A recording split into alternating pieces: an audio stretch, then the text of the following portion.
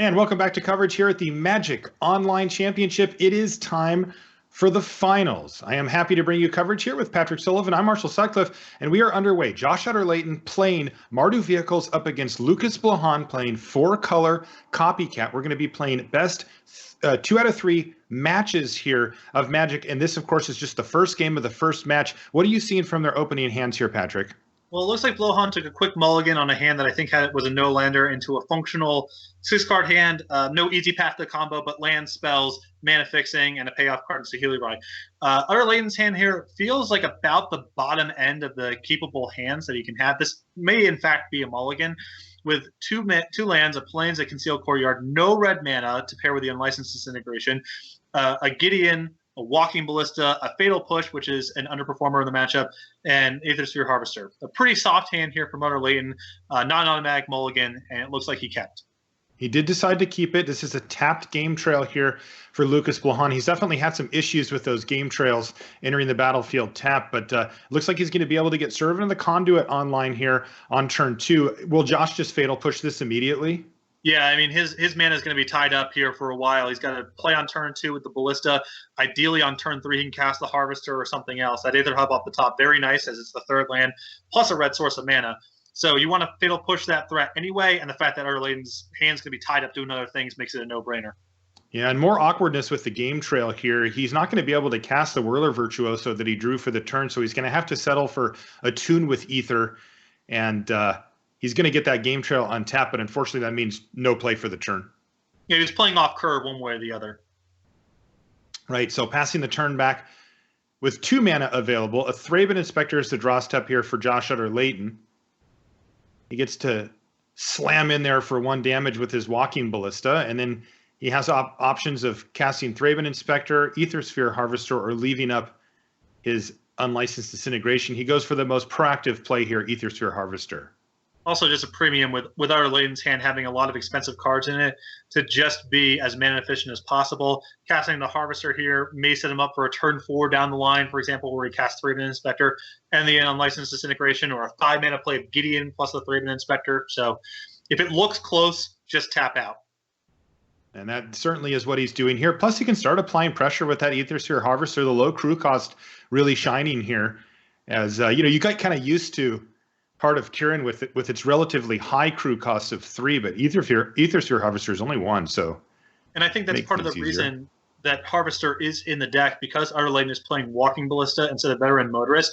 Crew 3 is a much larger cost for his deck than we saw Carvalho's deck have in the semifinals. So you can see that all these little decisions inform the others. It's not a simple, cookie cutter 60-card list. When you change one card, you often end up changing the others. All right, here's Whirler Virtuoso now for Lukas Blohon. He's already got 7 energy, so that means he can make 2 Thopters right away if he'd like.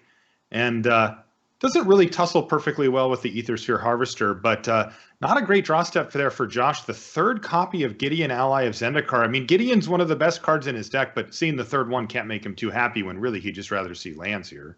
It's rough to draw under any circumstances, the 3rd copy here not having 4 lands. Additionally, Whirler Virtuoso is one of the best tools in Blohon's deck for checking the Gideon. You can fall behind on the battlefield a little bit and then not even really be able to deploy the Gideon. Now, having Aethersphere Harvester, having a Walking Ballista, Utter-Leyton has some agency to check it, but it's still going to be tough for him to be able to deploy these multiple Gideons effectively. Interesting. Josh did use one of his 3 remaining energy to give the Aethersphere Harvester lifelink there, and he's going to crack a clue immediately off of his Thraben Inspector, really hoping to find a land there, but unfortunately for him, he missed, so he draws a Toolcraft Exemplar, just has to pass the turn back here to Lukas Blohon. Lukas is going to cast a Saheeli Rai, and he's got good options with Saheeli Rai. He can plus and scry looking for action, or he even could get another Thopter out of the deal with the Whirler Virtuoso. Yeah, I think with the Whirler Virtuoso and now going up to 9 energy, Blohon feels like he has the tools to protect this Saheeli Rai for a bit, and he can get a lot of value out of scrying here because not a whole lot's going on the other side of the table, and his hand doesn't really have a whole lot else going on, so important for him to find impactful draws. It's a big draw step here for Josh. He'd love to see a land, at least land start number 4 be turning huge. through. Yeah, but he has had a hard time finding it. The problem is, let's say he doesn't hit land number 4 next turn, but hits it the turn after. Even that might be too late for him to be able to play out his hand efficiently, because he's got to find something to do with his Gideons. It's not good enough for them to be rotting in his hand. He's got to convert them into something. And if he falls too far behind by missing a land drop, even next turn, he may not be able to catch up the turn after. And look at this. Lukas Blohon getting frisky there. Sends in the Whirler Virtuoso. Figures not going to enter combat with that thing anyway, so I may as well just attack. Knocks Josh back down to 20. The Servant of the Conduit has the ground checked. The Virtuoso on the ground doesn't block the Harvester, so kind of a freebie.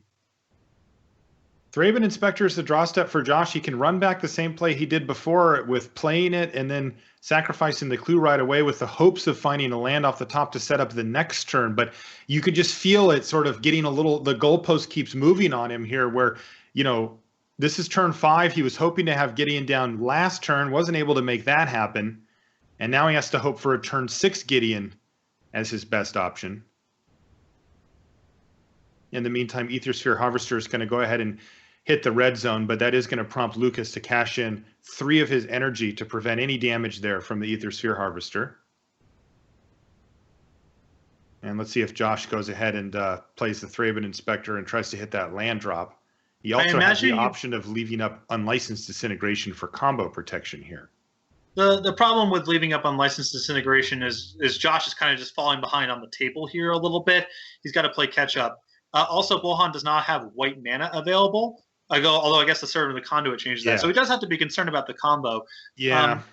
I guess my instinct is Thraben Inspector and Crack the Clue. Since so many of Josh's lands enter the battlefield tapped as his 4th land, because Inspiring Advantage and Concealed Courtyard both do, it's kind of important for him to hit the land drop now. But he can also just cast the Thraben Inspector and hope to get an opportunity for it next turn. Okay, yeah. So he's just going to cast both of the 1-drops. Puts Toolcraft Exemplar. And interestingly, Josh does have the 3 artifacts on the battlefield to make Toolcraft Exemplar kind of a pain to deal with in combat. I won't be trading off anytime soon. But in the meantime, here we go. Let's see if Lukas Blohon can find some more action. He found a land on top of his library and then scryed with Saheeli Rai once again. But that hand from Josh Utter-Leyton just looks so miserable with the triple ally, Gideon ally of Zendikar. Though he will be pretty happy that he didn't just lose the game on the spot there. That was nice. Josh is in this weird squeeze right now where it's not clear if he's really ahead on the table right now, and there are all sorts of draws in Blohon's deck that pull him way behind.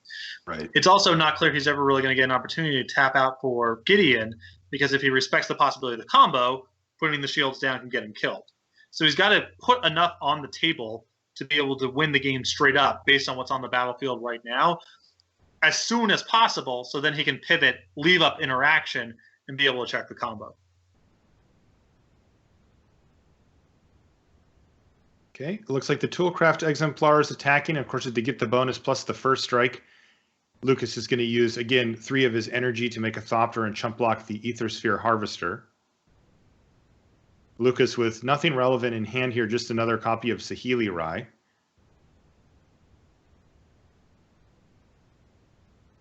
And he's decided to let the Toolcraft Exemplar go unblocked, which takes 3 loyalty off of Saheeli Rai. Yeah, Blohon would be thrilled with a play of, say, land number 4, put a counter on the Ballista, and finish off Saheeli with the second Saheeli in hand. So here's a Chandra Torch of Defiance off the top for Lukas. Does Josh passing here indicate that he feels like he is just ahead enough on the board that he can just leave up Unlicensed Disintegration rather than, say, Crack the Clue or do anything like that?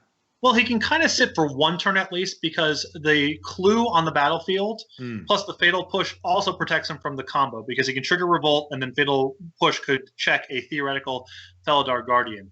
He can't really do anything else right now because the hand is just removal spells that he can cast and the Gideons that he can't.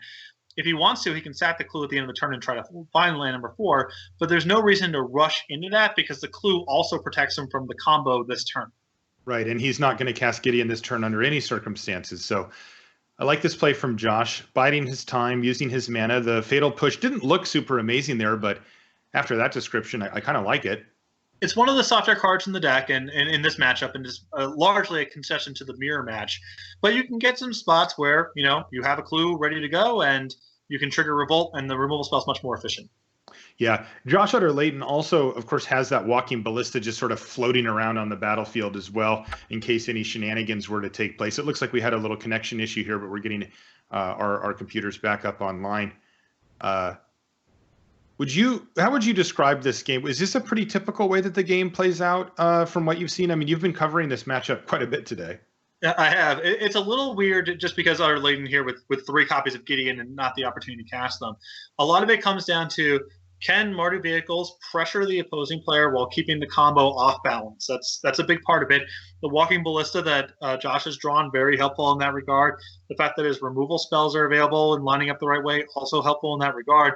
The game's likely to go on for a long time just because of Whirler Virtuoso and the ability to crank out chump blockers.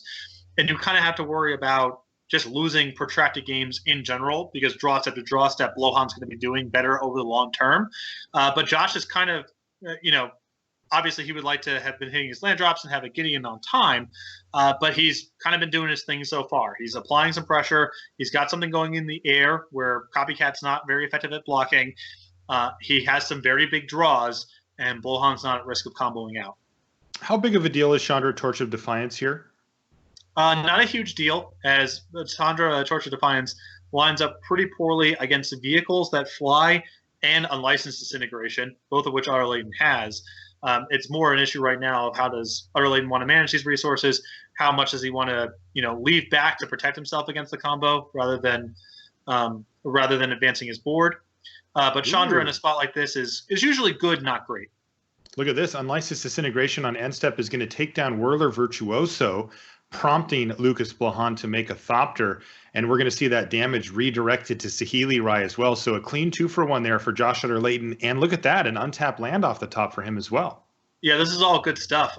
It wouldn't surprise me even if Utter-Leyton wanted to go ahead and make an emblem here and attack Chandra, as it's very efficient now that you have your 2 1/2s that become 2/3s that play over the top of Servant of Conduit in combat. Also, you've got these 3 Gideons, so you kind of got to do something with it. And I like that. With Blohon not having Saheeli Rai on the battlefield or Feldar Guardian, you're not super concerned about the combo. Now, we know from our side of things, Blohon has a Saheeli Rai. So if Feldar Guardian off the top, if Utter-Leyton puts the shields down, that's game over. Yeah, that ballista is still sitting there, though, Patrick. It's just looming on this battlefield like, ha, ha, ha, ha, ha. Right, that's a big edge. So you can use the ballista to crew up the Aether Sphere Harvester. Don't even have to put the ballista into combat. You can take care of Chandra, get a lot of pressure on the battlefield. You still got these Gideons left over for subsequent turns. I really like your point there about using the Gideon to make an emblem. Just given that you've got 3 of them, having one on the battlefield in some way becomes a liability, strangely. So I wouldn't be surprised if some number of these Gideons over the next few turns just turn into emblems, depending on how Josh wants to work this. Yeah, there's a lot of ways that Josh can work this. From where I'm sitting, the fact that you have 1/2s that can attack that you can turn into 2/2s 2/3s that can attack is enough to tilt it towards just make the emblem this turn, make a big attack on Chandra, and really get an edge on the battlefield. Yeah, I like that. I mean, turning those Thraben Inspectors from kind of nothings into relevant attackers seems like a really nice play here for Utter-Leyton. And he's making the line that you described here, Patrick. He's going to fire up the Aether Sphere Harvester in the air, and in comes the team. He does still have 3 artifacts to make Toolcraft Exemplar a first striker as well, just in case Lucas had any ideas of double blocks. But looks like everybody's coming at Chandra Torch of Defiance here. And really all Josh needs to do from this standpoint is fade 1 more draw step, because if he can get to the next turn and leave a Fatal Push plus the Clue, it's very hard for Blohon to combo out, and Utter-Leyton's presence on the battlefield is so dominating that it's hard to imagine the random 2-for-1 creatures that Blohon draws here amounting to much of anything. Yeah, and Blohon's multiple cards away from being able to get to the combo. He has to deal with the Walking Ballista. He has to get Saheeli Rai and the Feldar Guardian on the battlefield. It's a tall order here for Lucas. So Chandra here is the second copy of Chandra here is step 1. Yes. As that can allow Blohon to get the Ballista off of the battlefield and then ostensibly be drawing to the combo. Now, we know from Josh's perspective, he can cut that off by just leaving the Clue up plus the black mana. But from Blohon's perspective, the Chandra is a starting point to at least be able to assemble the combo. So he hit Oath of Chandra off of Chandra Torch of Defiance, and this is going to be a very Chandra-centric turn here for Lukas Blohon as he's activating Chandra, hitting Oath of Chandra, perhaps playing another Chandra, and then the Oath of Chandra will, if he does, will also get in an extra 2 damage. So here goes a Walking Ballista. So stage 1 complete for Lukas Blohon, but like you said, Josh kind of has that angle covered thanks to the Fatal Push in his hand. But Blohon doesn't know about this. Remember, we can see hands they obviously can't. So it wouldn't surprise me if Blohon's plan here long term was try to save off this as much as possible and hope to combo out down the line. And we'll see if Josh puts the shields down at any point, advancing his board, or if he just sits on Fatal Push the whole way through. Yeah, it looks like Lukas is just going to try to grind here, taking down 2 of the 3 threats, 2 of the 4 threats that were on the battlefield for Utter-Leyton. But now, unfortunately, that leaves Chandra vulnerable. And now this is the confusing spot here for Utter-Leyton. Do you tap out or tap low, advancing your board? Because now he's just down to the 2 Thraben Inspectors and the Aethosphere Harvester. He doesn't have all the pressure in the world. And Blohon's sitting on only 1 card in hand. So he would have to have a piece of the combo and draw it. Now, do you feel like you have enough presence on the battlefield where you can play conservative the rest of the way through and prevent Blohon from having perfect card in hand plus perfect card on top? Or do you put the shields down 1 turn to get really far ahead on the table by playing something like Gideon and risk getting comboed out of the game? God, before that Toolcraft Exemplar died, I thought, okay, Josh has a perfectly great board state here that he can lean on to get the job done. But the 2 Thraben Inspectors, they don't look quite as good on their own, do they? No, I totally agree. An intense decision here for Josh Utter-Leyton. When Josh had the extra creature in play, it felt like, you got roughly a 2-turn clock. You can play super defensive. Blohon's down to 1 card in hand. Now that you're looking at, closer to a 3-turn clock, and what if Blohon pieces together some interaction, Josh might feel like he doesn't have the luxury on sitting on this Fatal Push and might have to tap out for Gideon to really cement his position. He's doing it. He's going for it. He's going to tap out and play a Gideon, and that means that Lukas Blohon is going to get 2 looks at finding a Felidar Guardian, and if he does, he just wins, right? Well, it's likely to be 1 look, because I assume that Josh will be taking care of the Chandra as part of his business this turn. All right. If that's the case, then it's just a cold top deck here for Lukas Blohon. He doesn't have any mana to give either. It needs to be Felidar Guardian, and he did. He drew Felidar Guardian off the top. Oh, my God. I like Josh's play. I like Josh's play, but it can look bad sometimes, Oh, I thought he, tap out for a little bit of extra position, but, perfect card in hand, perfect card on top. God. What a top deck from Lukas Blohon. And there's the combo. And Josh Utter-Leyton has to say, I left the door this open. I just creaked it open and peeked out. And boom, a flood of Felidar Guardians came crashing through. And that is going to be game 1 going to Lukas Blohon. Unbelievable draw step there from Lukas. Crazy stuff. I like Josh's line. I thought Josh really couldn't sit back on his heels the whole game. His position was not that commanding. A lot of things could go wrong. He only really needed to fade that 1 turn, because after that he can pivot back to leaning on his clue, plus the Fatal Push to break up the combo. But Blohon had the perfects rolled up and is up a game. Well, we get to go to sideboards here for game 2 as both you and I, and I'm sure the players, take a deep breath here and try to get back in our seats. That was incredible. And this has been one of the big emphasis that we've had today. I've been watching, of course, the coverage all day as well. And, the sideboard plans are absolutely under the microscope, given that we're playing best 2 out of 3 matches. That is potentially a lot of sideboard games. In fact, in the match that you guys covered, you saw 6 sideboarded games. What ends up being the plan here for these 2 decks? So a lot of it depends on play versus draw, and we saw Blohon in the semifinals against Carvalho have 1 negate in the deck when he was on the draw and 2 negates while he was on the play. So some amount of this is play-draw biased. And then there's the question of, will my opponent leave in the combo or not, and how much interaction? Now, Blohon in his winner's interview before we got to the final said, you need to have the combo. They have to respect the possibility. They can start taking advantage of you in too many different ways if you don't have the combo in your deck. So we know that he's not cutting it. From Utter-Leyton's side, he doesn't have a whole lot in the sideboard here. He's just cutting the 4 copies of Fatal Push, which he's not a fan of in the matchup, and bringing in a couple long game cards like Painful Truths and so forth to play a deeper game. You sure he's not just mad at those fatal pushes?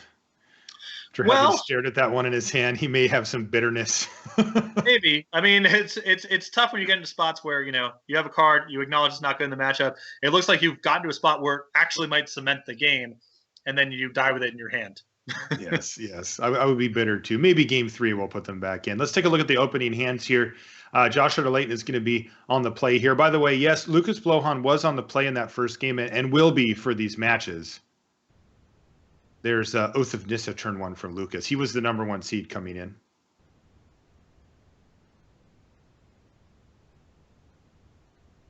Utter-Leyton again with a slow but serviceable hand.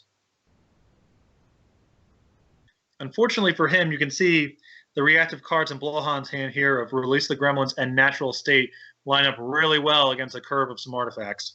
Yeah, especially if if he can take down both of them, the Spire of Industry can get shut off here as well, which could pose problems for Josh down the line. Well, it might not even be down the line. It could be right away because you see he's got 2 copies of Gideon in hand and no second source of white mana, assuming that his artifacts are all blown up. Right.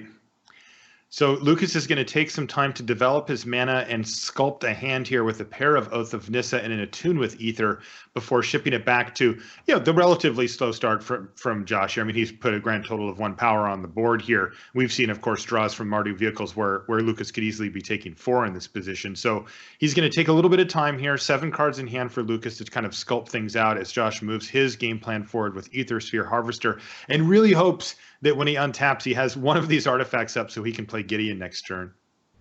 And I think from Blohon's perspective, when your opponent opens on artifact that doesn't really clock me very heavily into artifact that doesn't really clock me very heavily, you're staring at this Release the Gremlins. Try to bog the game down and have this Release the Gremlins at least go off for 2 if you can. Here's turn 4 for Josh Utter-Leyton, who does in fact get to untap with the ability to cast Gideon. He's going to breathe a sigh of relief there, and the 2 copies of Concealed Courtyard get the job done for him. And boom, he's got Gideon on turn 4, so not too bad at all. You see Blohon picking up the other piece of the combo here in Felidar Guardian to pair with the Saheeli Ra in hand. Now he has to get the Walking Ballista off the battlefield for that to shape up, but he's got plenty of anti-artifact measures in his hand. Interesting also, Josh deciding not to attack with Ether Sphere Harvester on his turn. He's left back that ability, I guess, to protect Gideon, though he does have a redundant copy of Gideon in his hand as well. There's been a recurring trend here that I've watched where the Maru Vehicles pilots play very conservatively the turn in which Gideon is deployed because 2 removal spells and my Gideon died, or I had to chump block where otherwise I wouldn't have had to. Those are some really damaging sequences. So Josh will be willing to give up a couple points of damage, especially early on in the game, to make sure he's not put in a spot where he has to make a bad block. He's not going to chump block here to keep Gideon's loyalty high. He still gets to keep him, and of course that Walking Ballista being insurance against the combo is an important function here. So now he gets to untap with Gideon and a Walking Ballista. He's flooding, though. He's drawn another copy of Ether Hub off the top of his library.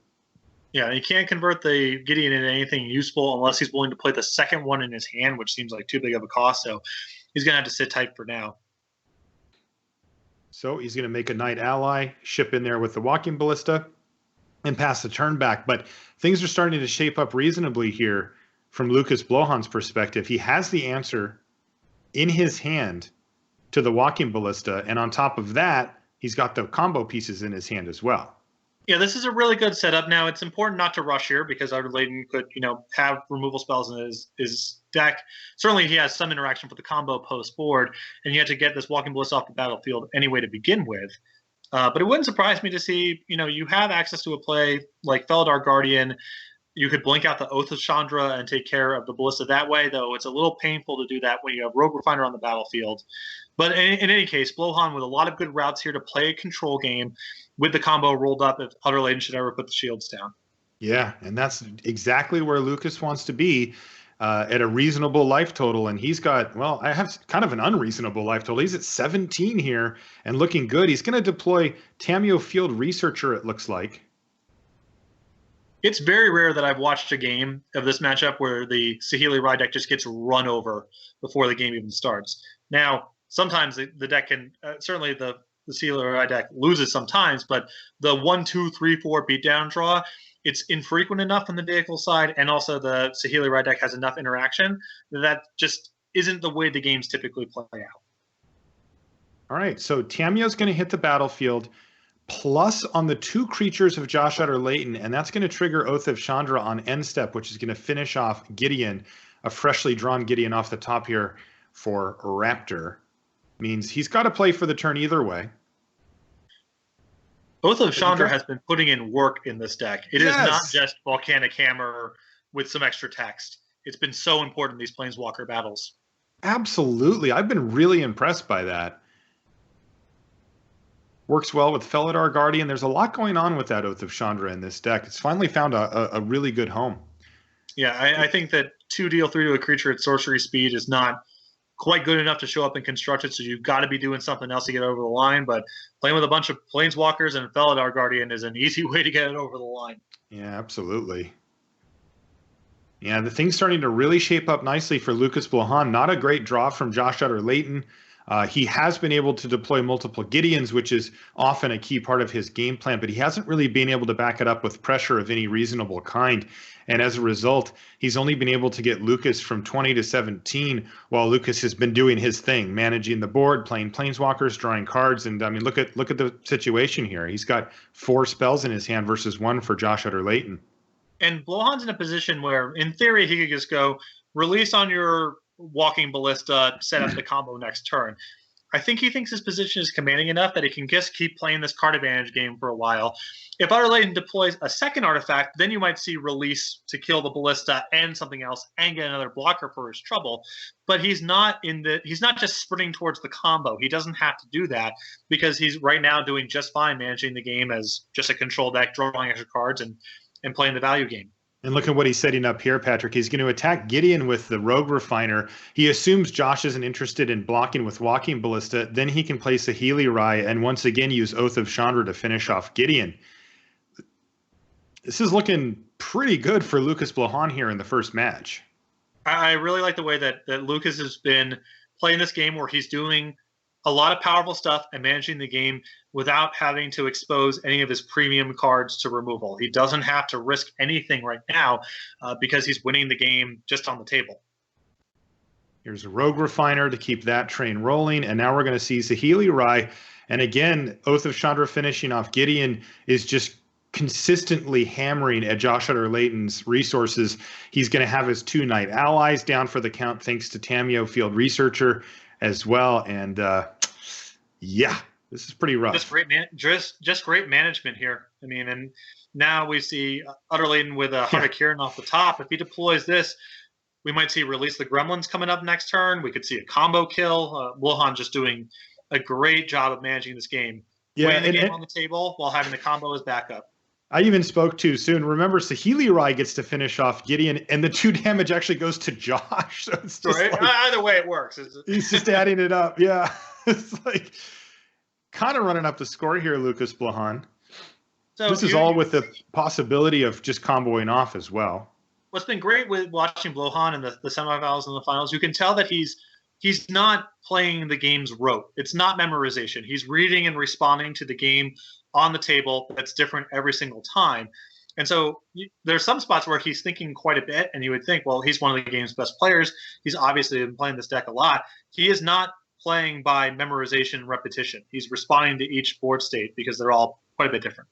Yeah, that's a very good point. And we saw a lot of that. You can tell when the players are really, taking their time to go through these decision points, because there is a tendency, I think, among Magic Online players, sometimes you got a sandwich, the cat's on your lap, you got a IM conversation going with somebody, and you just kind of play the games on autopilot. But that is not happening here between these 2 players. Obviously, with so much on the line, we would expect nothing less, but still. Yeah, 8K, auto plat, World Championship, come back for this thing next year. There's enough incentives to take your time. Maybe knock your cat off your lap, maybe close your instant messenger program for a little bit and and focus on the matter at hand. Can I still have the sandwich, or do I have to finish that up too? I mean, if it's greasy sandwich, it's one where maybe it messes up your clicks. I would get rid of that one. All right, it is a greasy sandwich.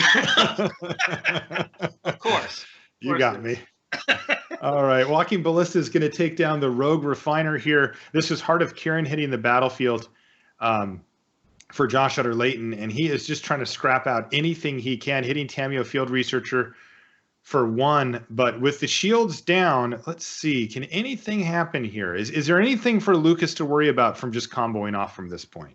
The concern here, assuming you get the Walking Ballista off the battlefield, would just be, did Josh leave a fatal push in his deck?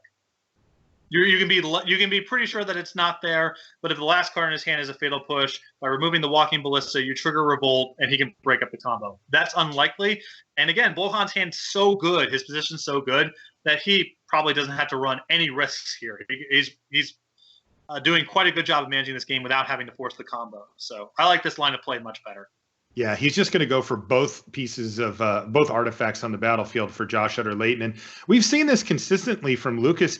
When he's not under immense pressure, he's just fine to just play this value game and keep running that over and over again. He does actually get both Gremlins, even though the Walking Ballista died, thanks to there still being a Heart of Kirin as a target there. Yeah, you announce whatever you announce, and then on resolution, if there's at least one artifact on the battlefield, you get all the Gremlins. And in the meantime, really impressive stuff for Lukas. He's had the ability to combo off at will, has chosen not to, and is just significantly ahead on all metrics in this game. Right, yeah. The patience here to not rush it when you've got this kind of advantage. I mean, it's not an easy skill to develop. I know a lot of players instinctually just say, I've got A plus B and I want to slap them together. That's what the deck's supposed to do. But when you're this far ahead, there's no reason to, when you're 99% and you can make it 100 to win a game, then go ahead and spend the time to make it 100. Don't rush out the 99 and get tripped up the 1% of the time that Josh has interaction and follows up with big draws. All right. Gideon number 3 for Josh Utter-Leyton. Normally, if you say that sentence, things are probably looking pretty good for the Mardu Vehicles player, but that has not been the experience here in our first final match here between Lukas Blohon and Josh Utter-Leyton. Now Josh, no cards in hand. Now Game Blohon over. can finish it off. Yeah, but this is totally perfunctory. He was going to win this game just with other stuff that was going on here. This is just to speed it up a little bit. Yep. He copied Tamiyo because he already had the ability to use Saheeli Rai anyway. A little unsporting, gotta say. Opponent's got no cards in hand. Just, I'm Josh. I'm making him click through it. No, you got to combo out. I agree with you, by the way, Patrick. But that will do it for our first round here. So the way this works is in the Magic Online Championship, when you get to this top 4, you get to play best 2 out of 3 matches, not just games, but matches. And that is a great thing, I think, in many ways. First and foremost, from our perspective, we get to commentate and, of course, bring you more Magic. And then also from the player's perspective, it can smooth out a little of that variance where if something just doesn't go well for you in a game or two, you don't want to feel like you had that much on the line and it kind of slipped away. You'd really hope that, you get a chance to play a bunch of Magic to find out, and that's what's going to happen here. But that first one went pretty significantly in Lukas Blohon's favor. He won that first match. He's only got to win one of the next 2 matches to be our Magic Online champion. We're going to take a little break here, but when we come back, we're going to have match number 2 from the Magic Online Championship. Don't go anywhere.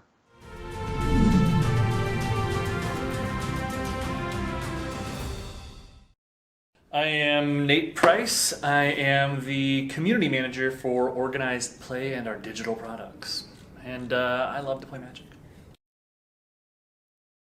When did you first start playing Magic? I've been playing Magic since beta, so like forever, basically. What did you want to be when you were a child? I wanted to be a doctor. In fact, I wanted to be a doctor until like the year before I came here. What is your favorite color, shard, or guild? That's a good question.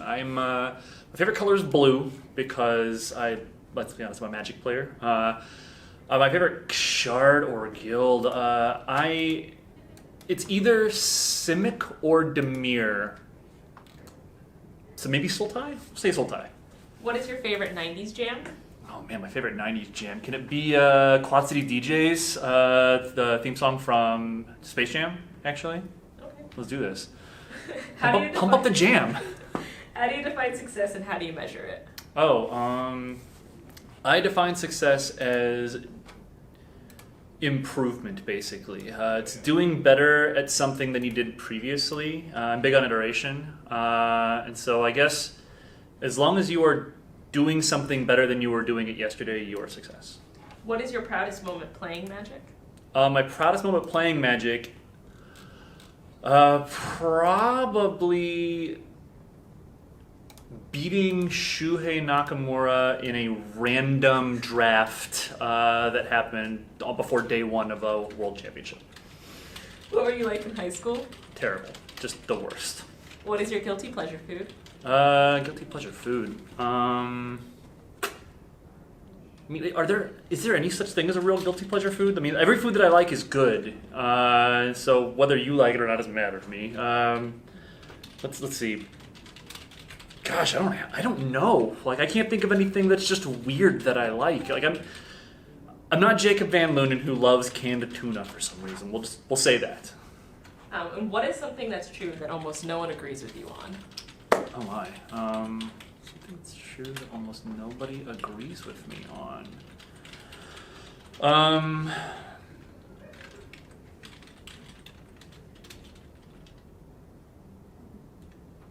Oh, that's a tough one. Can I think about this? Yeah. Okay.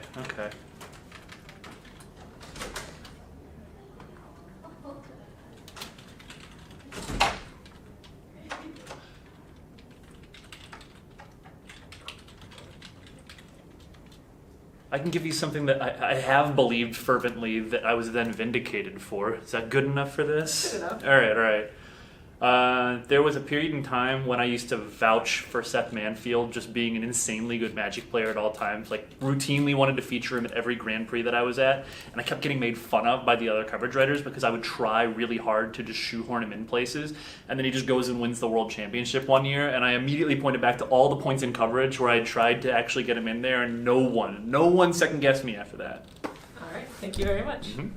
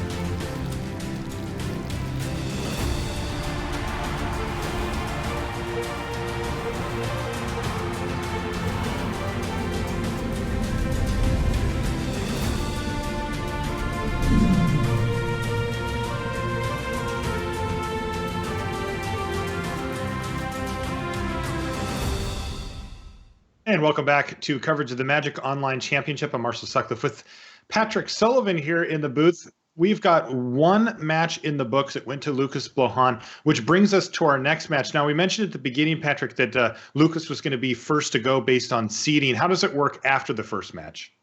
So after the first match is just based on seeding.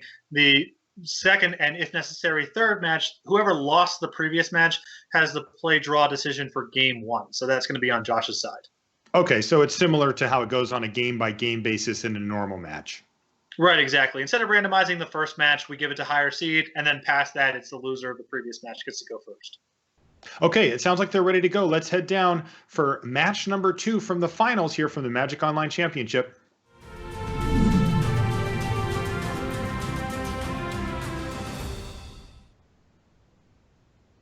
And welcome back to coverage of the Magic Online Championship. We've got Josh Utter-Leyton versus Lukas Blohon. Match number 2 lined up for you here.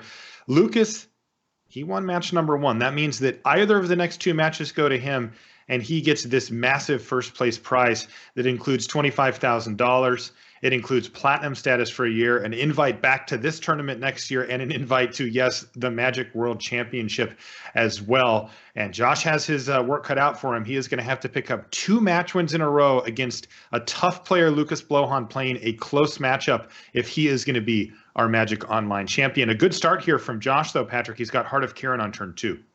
Yep, mana shouldn't be an issue here with Spire Ministry with an artifact plus an Aether Hub. On the other side, it looks like Blohon took a mulligan this game. Aether Hub here will glue this hand together a little bit as the color mana situation is a bit sketchy, but some plays on the other side of the table as well. Thalia Heretic Cathar hits the battlefield for Josh, which is going to serve 2 roles. It's going to allow him to crew up that Heart of Kiran and get in. And it has the potential to mess up Lucas's mana, as it can be fairly non-basic land-centric, but he's got 2 forests in his hand, so he'll be relieved about that. Thalia also happens to be a combo breaker as well, so there's a lot of small ways in which it's disrupted.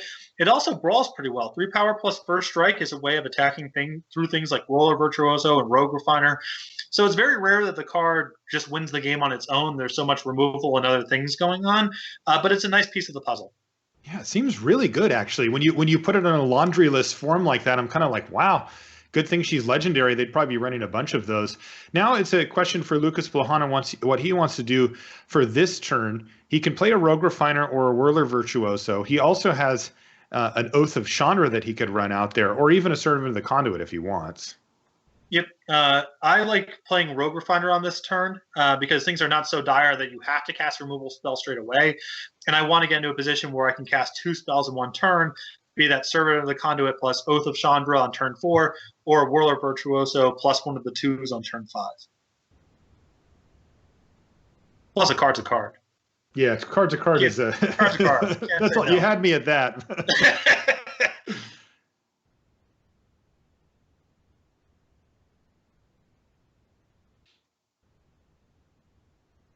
Josh has drawn a concealed courtyard for the turn and is trying to decide how he wants to proceed. First things first, though. Hit you for 4, knock you to 12. He's got the ability to leave up 3 mana for Unlicensed Disintegration, or just run out 2 Thraben Inspectors and set up that Gideon ally of Zendikar for next turn. It looks like he's going to take the latter option here. Well, same Makes recipe sense. that we saw in the first game. Just get as much on the table as much as you can, get far ahead, and then hope that your removal spells is enough to wrap up the game. Here's Oath of Chandra, and there goes Thalia. Right now, no combo pieces in sight here for Lukas Blohon, but he's able to use up his mana in an efficient way, as you described last turn. He gets to use up all 4 mana, still gets the Thalia Heretic Cathar off the battlefield, and even gets to play a Servant of the Conduit. There's a Walking Ballista off the top. Josh has had a pretty nice draw here, hasn't he? This is a great draw for Josh, and on this turn he can deploy the Gideon if he wants to. He has the ability to crew the Heart of Kiran, as he can make a Knight ally. He then can protect the Gideon with the Heart of Kiran should it come down to it, and his leftovers are 2 high-impact cards that interact with the combo. So he's got to be really happy with the way his draw is shaped up here.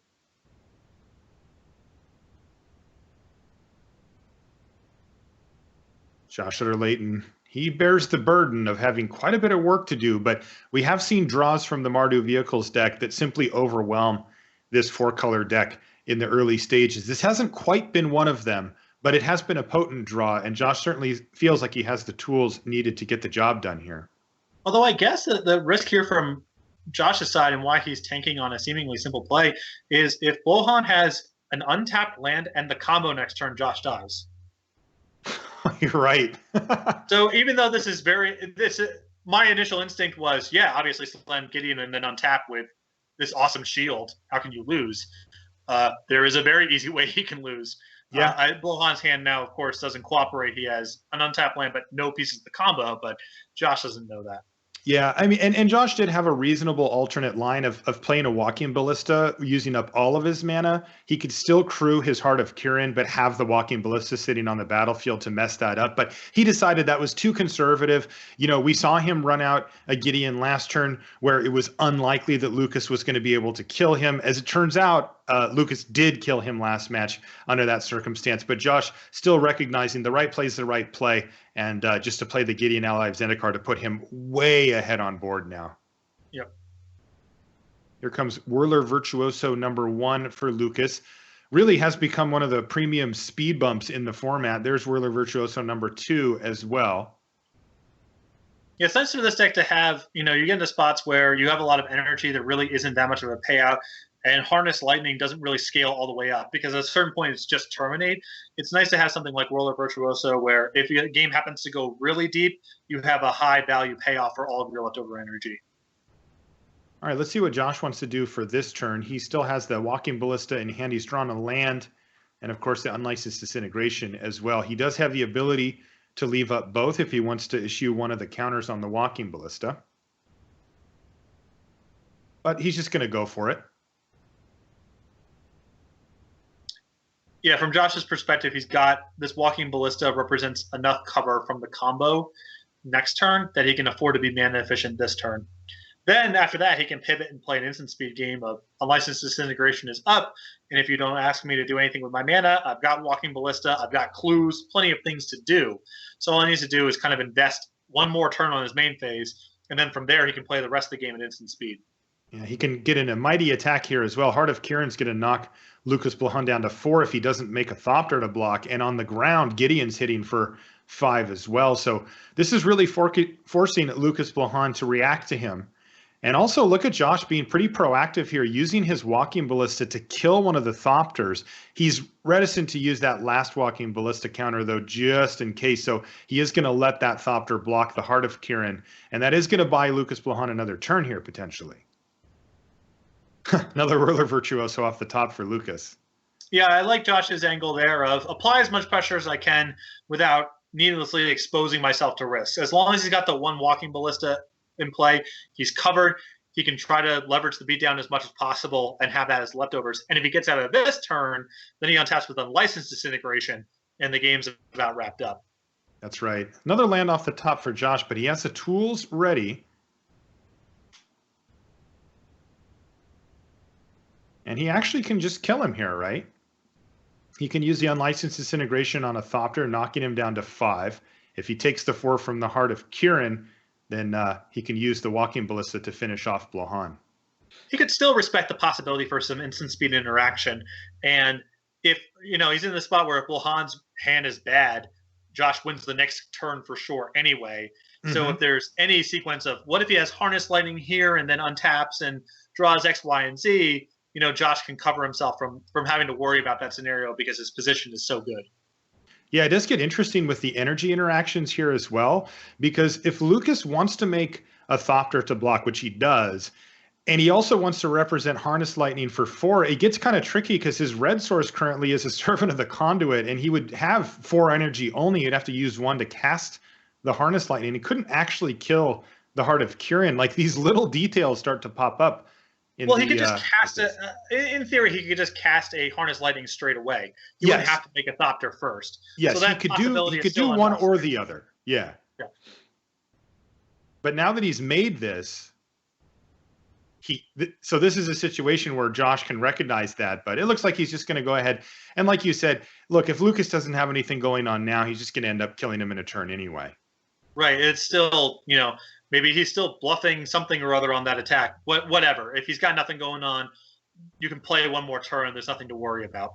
Yeah. Additionally, Josh does get to use his mana on Walking Ballista if he'd like. It's not like he's just squandering that resource. He's got a clue as well. Yeah, clue plus now a fatal push as well. So yeah, Josh is cemented here. Yeah, looks like Josh is going to pick up his first game win here in match number 2. As we work our way down the stretch on game 1 here, we're going to start transitioning once again to the sideboard plans, and those have become really magnified given the format here in our top 4, where you have the ability to play up to 6 sideboarded games. It becomes really, really important what plan you have. And I have to say, thankfully, from our perspective, both of the players seem prepared for the matchup. It's not like one of these things just swings violently in the other direction, post sideboard, which makes it more interesting viewing, at least. Yeah, they certainly, the post board games, they meet a little bit more in the middle. Josh brings in some expensive cards. Blohon, it brings in more cards that can interact with artifacts. It's roughly the same puzzle, just both players have a little bit more interaction for one another. All right, so let's get those sideboards going again. Once again, Josh, first things out are those fatal pushes. He really doesn't like them in the matchup. And he's bringing in Painful Truth, Oath of Chandra, Anguished Unmaking, Archangel Avacyn for the fatal pushes. And I think Josh's sideboard here is pretty straightforward. He has 4 cards in fatal push in his mind that are just below the bar, and he cuts them for the 4 most acceptable alternatives. Oath of Chandra, Painful Truths, Archangel Avacyn, and Anguish Unmaking. I'm sure he's more actively excited about the Anguish Unmaking and the Archangel Avacyn specifically for the matchup, but all 4 of those cards represent upgrades over the fatal push. Blohon's actually taking some time here to decide how he wants to approach this. You see the 3 Release the Gremlins are immediately in there, taking out Chandra, Torch of Defiance. There's also a Whirler Virtuoso that's been pulled in an Oath of Nissa. So Blohon has done some shaving in the sideboard games with some of the energy creatures, which makes sense to me. If you think the game's going to go on for a long time, the first copy, a lot of these cards are very good. The second copy, not so much. So if you're going to be playing a longer game, it makes some sense to 1 Whirler Virtuoso, 1 Servant of the Conduit. He's happy to draw 1 copy of these cards, but he doesn't really want the second and beyond. So he's pulled a Virtuoso, a Servant of the Conduit, and an Oath of Nissa. Is that what he's pulled for the Release the Gremlins here? Yes, and he also brought in one or 2 copies of Tireless Tracker, 2 copies, but not the full 3. Okay. And I think Tireless Tracker might be more attractive for him in this matchup compared to last round, as Josh has no copies of Shock, whereas Marcio did. And even just the presence of Shock versus not could make Tireless Tracker much more attractive. Right. So it is a lot of detail work, and why you see Blohon taking a little bit longer here, because he's sort of been changing his deck based on the specifics of the opposing deck, along with making some play draw decisions. All right. Looks like players are set here. Taking a look at their opening hands, Josh has a 1-land Needle Spires opener here. And typically you'll see them with a lot of castable spells if they can get another land, but it looks pretty risky. On the bottom side, things look okay here for Lukas Blohon. Not a particularly quick hand with 3 3-drops and a 4, but he does have 3 mana and his colors all set.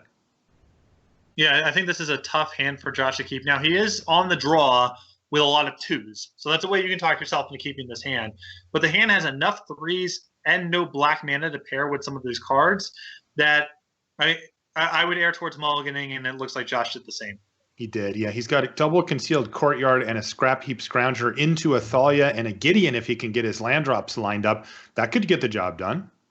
This hand obviously has a high fail rate too if he just misses land drops, but I think this is much better than the opening 7 he mulliganed. Okay, Servant of the Conduit right on time here for Lukas Blohon is his turn 2 play. Yeah, those Gideons are traveling in packs today, aren't they? He's got 3 of them in hand again for Josh Utter-Leyton. Yeah, Gideon flooded once again. Yeah, crazy.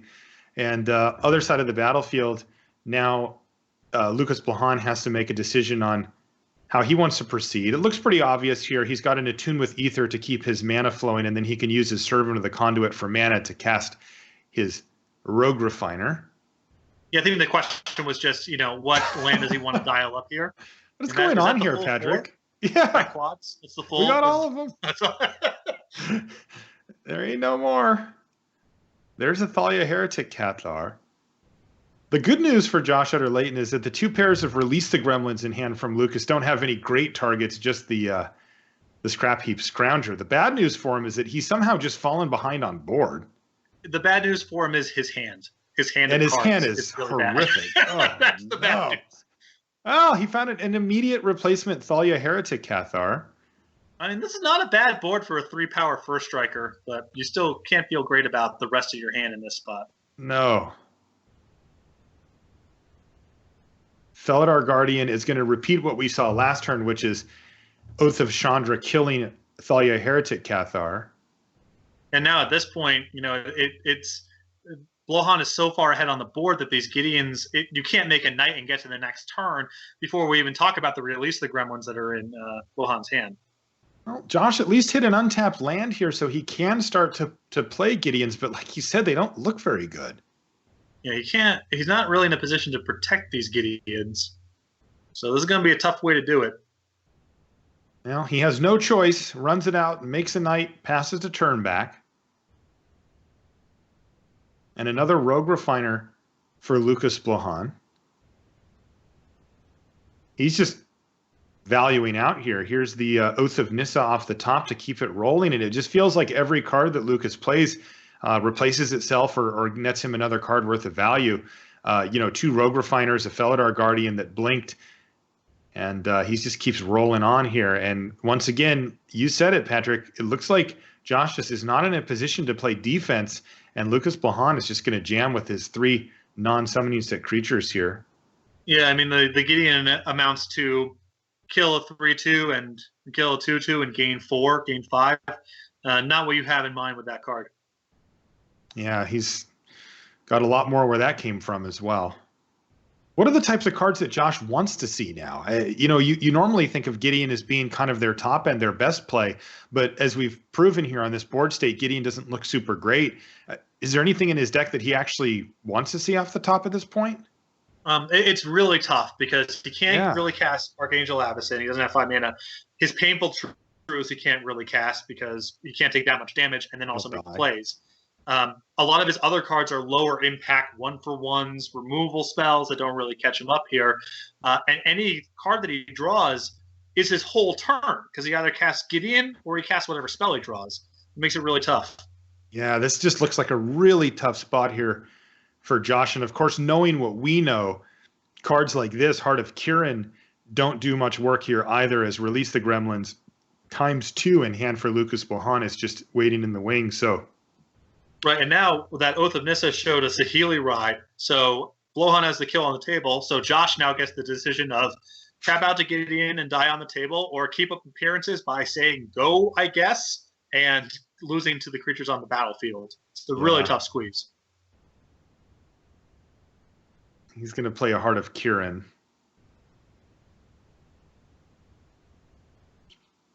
And he can't even represent Fatal Push because he has no outlet for Revolt. Yeah. Also, I think Lukas has keyed into the fact that Josh might be taking out those Fatal Pushes as well. Right. But again, Blohon is again in the spot where he's so far ahead that he has to risk nothing. He can just do this and have the combo as backup. Get that Guardian in there. Get that Guardian in there. Get him in. We're both thinking the same thing. Get that Guardian in there. You're not blocking on the way back. Get that point in. Yeah. He got it. Good cat. I liked blocking the turn before, but I was hoping, it's a good spot for the 1/4 to get in. Oh, man, I was thinking the exact same thing. That's really fun.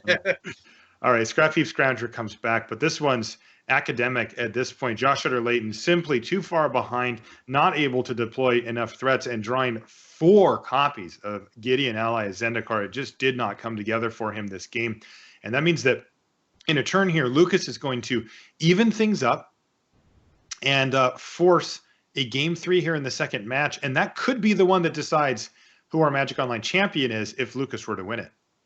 And again, Josh trying to keep up appearances here by leaving up Unlicensed Disintegration mana and not casting one of the Gideons, but Blohon can simply win with what he has on the battlefield. Yeah, it's less convincing when your opponent has onboard lethal, isn't it?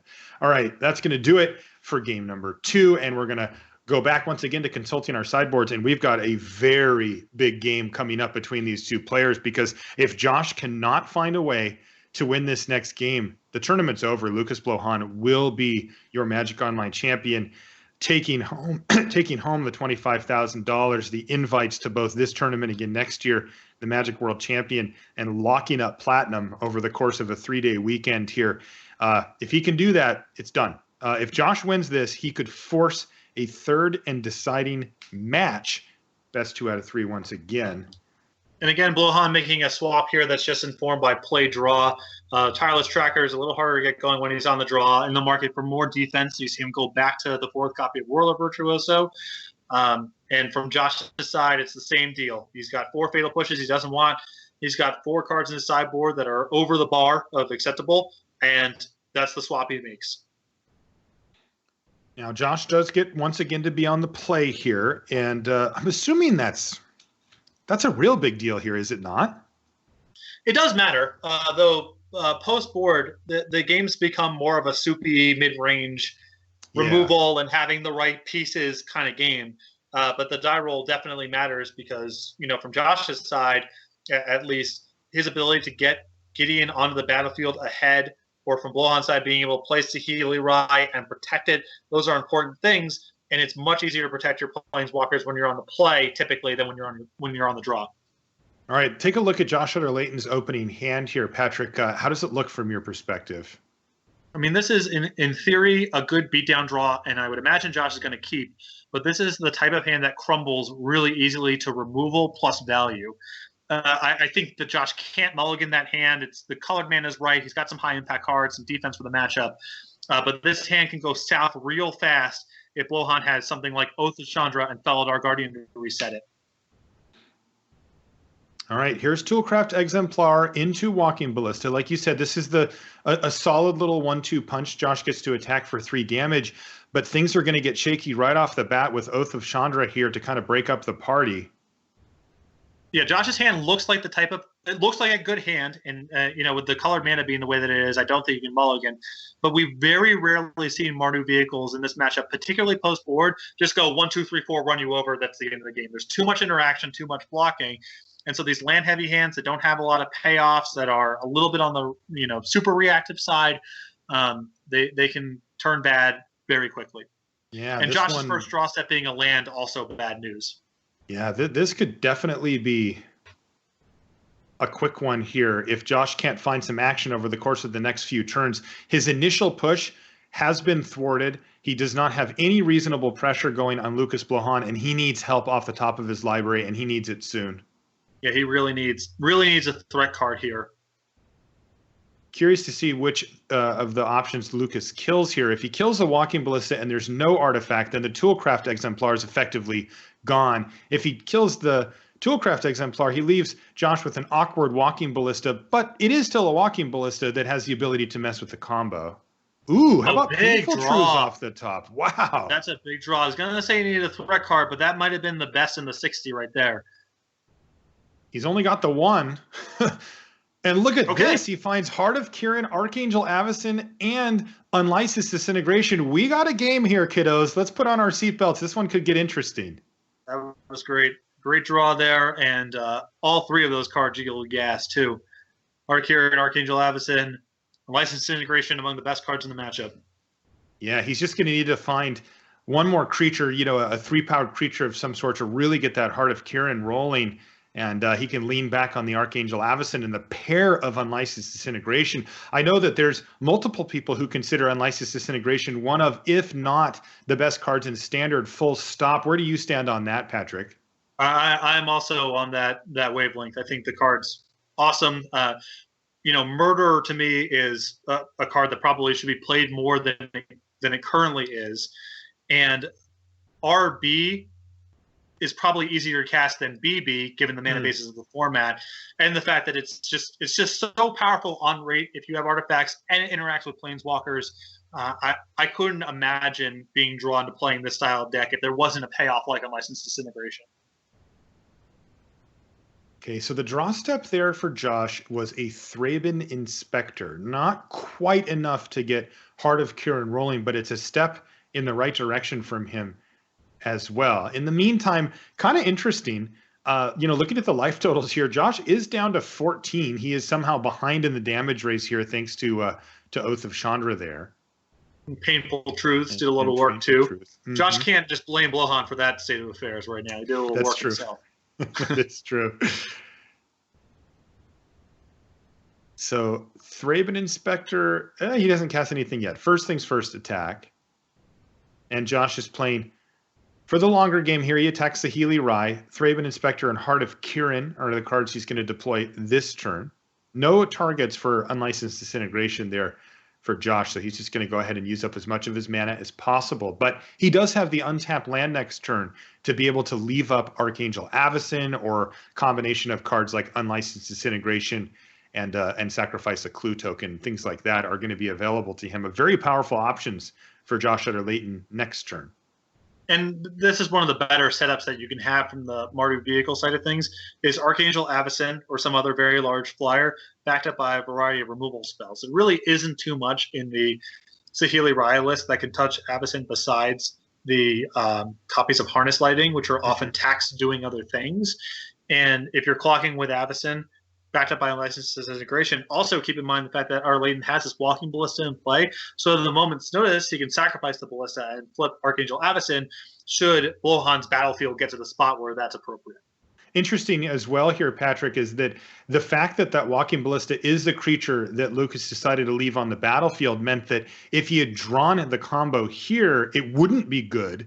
You know, he has the Ether Hub to cast his Felidar Guardian, but the Walking Ballista does prevent it from going off. That isn't how it ended up panning out, but it is interesting to me that that Walking Ballista being on the battlefield is definitely changing the way that Josh can go. It gives him a lot more flexibility. So I think that the decision was basically, from Blohon's perspective, if Josh doesn't have an artifact in his hand to turn on this Toolcraft Exemplar, his hand's bad anyway. And I'm not really trying to just beat his bad hands. I'm trying to beat his good hands also. And it looked like Blohon had the tools to sort of just attrition Utter-Leyton out of the game. With that painful truth off the top from Utter-Leyton, I'm sure Blohon wished he could go back in time and get rid of the Walking Ballista, because the few points weren't that relevant, but Josh having another high-impact card matters a lot, but Blohon didn't have that information at the time he made the decision. Sure. So Josh is sort of surveying the scene here. Now, does he want to try to keep up a bunch of stuff for Lukas Blohon, or is just running Archangel Avacyn out a possibility that does let him attack with the Heart of Kiran this turn if he did it? I think that what I've seen the Mardu vehicles pilots do when they get to this spot, I saw Marcio do quite a bit of this, is when I'm sitting on Unlicensed Disintegration Archangel Avacyn, it's your turn. And you're going to do something that's going to compel me to Unlicensed Disintegration most of the time. And if not, then I play Archangel Avacyn. Now, I think from Josh's perspective, he has the Walking Ballista in play. He's not that concerned about the combo next turn, so we can be a little bit more proactive. But typically, I've seen very passive play from the spot because it's so good from the vehicle side. Look at this attack, too. This is really cool. It lets Heart of Kiran get in for 4, but since the smaller creatures are indestructible, there's no Planeswalker to protect anyway, they get to both attack Saheeli Rai, kill her, and survive. Yeah, and that might have been the tipping point also for Utter-Leyton casting the Avacyn that turn. You get to, for free, check the Saheeli Rai and get 4 damage across with your Archangel Avacyn.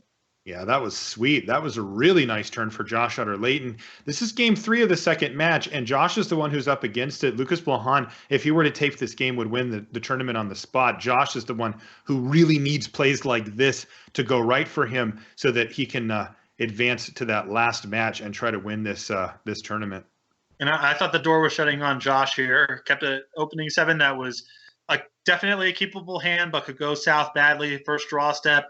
Looked like it wasn't cooperating, but that painful truce, he might need every card he draws to this game. So that card was so big there. Oh, he refilled the tank in a big way with that card. Wow, found a lot of great stuff.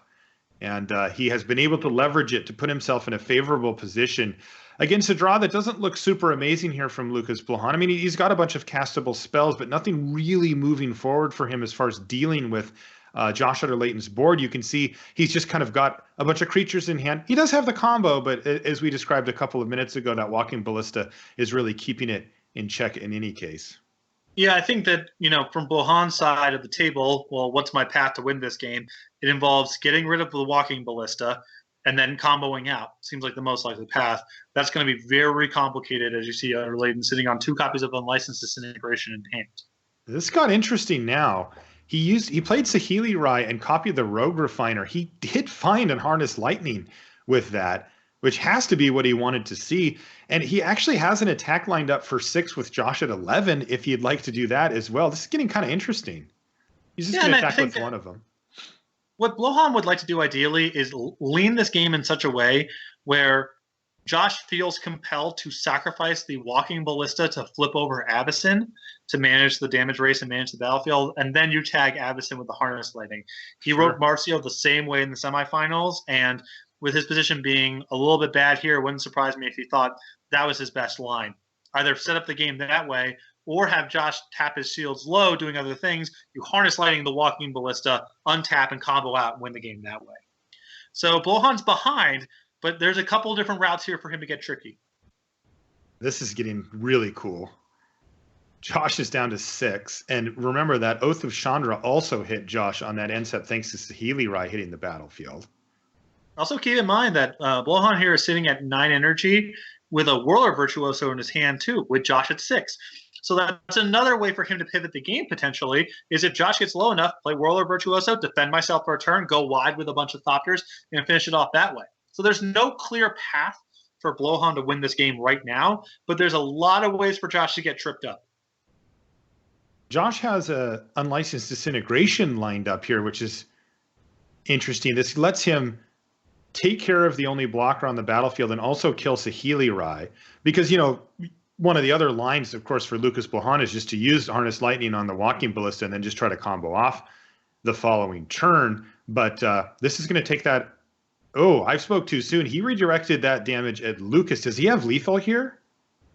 4, 8, 9. He does, except for the Harness Lightning will prevent Josh from killing him here, though. Josh is moving all in and going for it here for 4, 8, 9, 10 damage.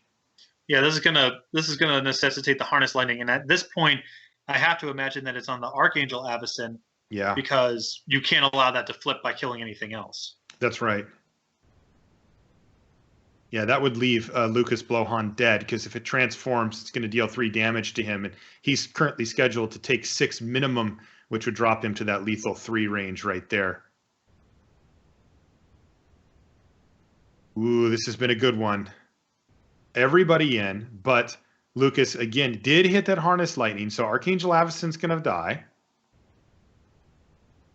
Lukas is going to drop to 4, but it looks like Josh did actually send the Thraben Inspector over at Saheeli Rai, so he's got that protection as well. Plus the Walking Ballista is still on the battlefield, so he's really setting himself up to try to win this next turn. He can win many different ways. Just attacking in the air with the Heart of Kirin would get the job done, but what I really like here is that he set up Unlicensed Disintegration plus the Walking Ballista as well, so that even if Lukas were to come up with a bunch of blockers, he would be able to kill him through that.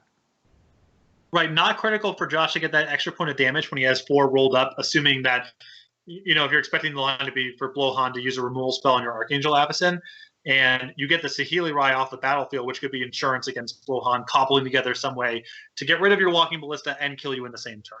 Yeah, now Josh can breathe a sigh of relief, because with Lukas Blohon completely tapped out, he knows he has the game in hand, and he's going to be able to force that critical 3rd match. It's never going to be easy for either of these players, and that's good news for us, Patrick, because it means we get to watch another match of Magic here on Top 4 Sunday, and that one, of course, will be the match that decides who our champion is. Really great play from both of our players. It's been really fun to watch them navigate this pretty complex matchup.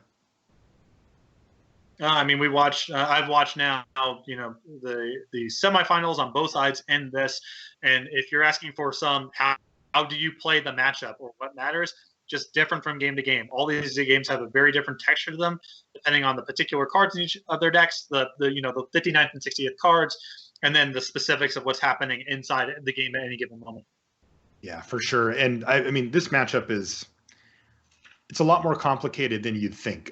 You look at it on paper and it's like, well, we've got this aggro deck, we've got this deck that's trying to do a combo thing, but mainly controlling, but it doesn't end up playing out like that. There's a lot to consider, especially when you throw in the extra wrinkle of that combo and the ways that the Mardu Vehicles deck can interact. All right, we've got one more match to go today before we decide our champion. But before that, we'll be back after just a few moments.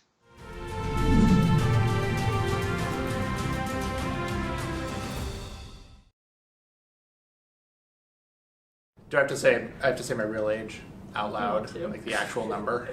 All right, I haven't done this out loud yet, so I'm just gonna take. Okay, this is gonna be fine. This is gonna be fine. Hi, my name is Matt Tabak. I am 40 years. I haven't actually said that number out loud before. Hang on. Hi, my name is Matt Tabak. I am 40 years old. I am a senior editor at Wizards of the Coast, and I like to play Magic. When did you first start playing Magic? I first started playing Magic in 1994, back in the old days. What did you want to be when you were a child? Taller. I really wanted to be like 8 feet tall. I still have hope. What is your favorite color, Shard or Guild? My favorite color, Magic, is green. My favorite color, non-Magic, is purple. My favorite guild is Gruul. What is your favorite 90s jam? Oh, man. My favorite 90s jam. All right, I'm going to do that again. I'm going to think.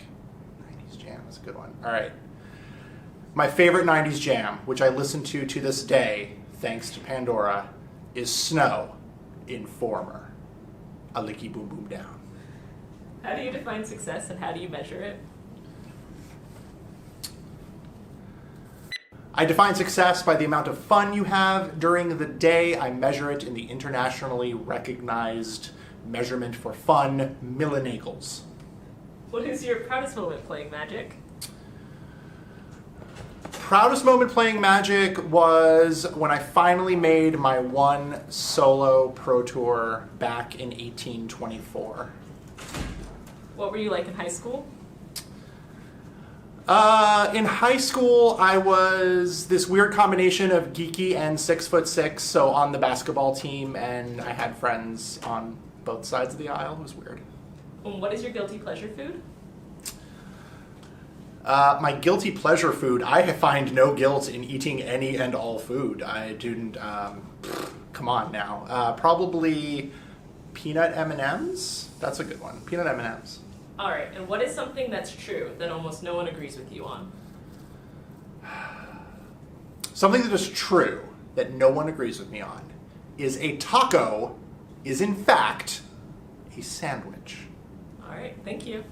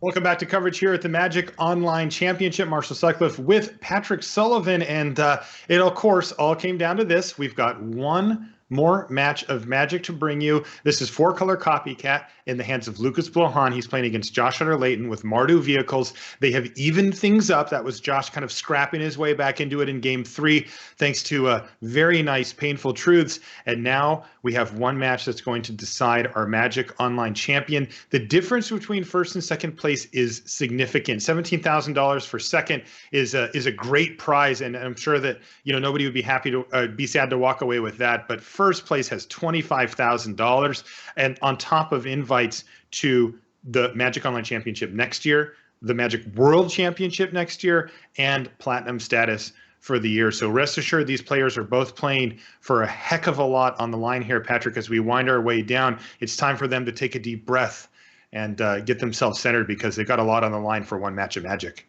And it's been a great match to cover too, because we've had some of these games that have been these really tactical, grindy slogs with a lot of intricate minutia on the battlefield, and players with a lot of information about their hand and trying to sculpt out a couple turns in advance. And then we also had a couple moments of dramatic top decks too. Josh Utter-Leyton with that Painful Truth on turn 3. I don't know if his deck could yield a better draw. He needed every piece of it to win that game and tie up the match. And game 1 of the first match, Lukas Blohon was on the ropes, really nothing going on. Had Saheeli Rai in hand, rip the Felidar Guardian to steal that game as well. So a lot of intricate Magic and a lot of drama as well. All right, we've got one more to go. Let's head down for the last match here from the Magic Online Championship.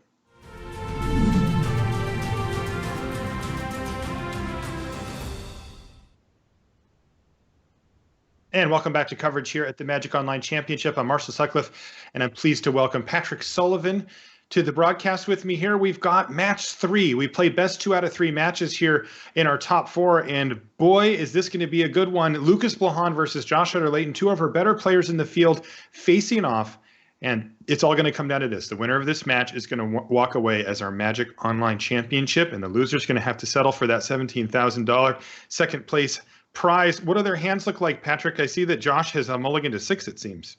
Yeah, both players took a mulligan. I think Blohon's opening 7 was just not functional, and Josh mulligan 5 lands, Aethersphere Harvester and Thraben Inspector. Both players with functional 6-card hands here. Utter-Leyton with no interaction, but a nice curve of Thraben Inspector into Scrounger, into Thalia with all the mana online, and Blohon with some tools to work with as well here. Some lands, some mana acceleration, and a Felidar Guardian to play towards the combo. All right. Lukas Blohon, of course, gets to be on the play here as he did lose the last match, so that's going to swing that back in his favor. That could be something important, but we'll see how it goes. Right now, it looks like he's tanked on an Oath of Nissa here. This is one of the cards that he can use to help smooth out his draws and get him the pieces that he needs to win the game, but he's brought a little pause here. Well, it's a weird spot, too, because he's kind of in the market for lands and spells. You could tell yourself, I have enough mana to function with the Servant of the Conduit, but Josh in game number 1 has the 4 copies of Fatal Push still in his deck, so how much can you lean on that for your mana?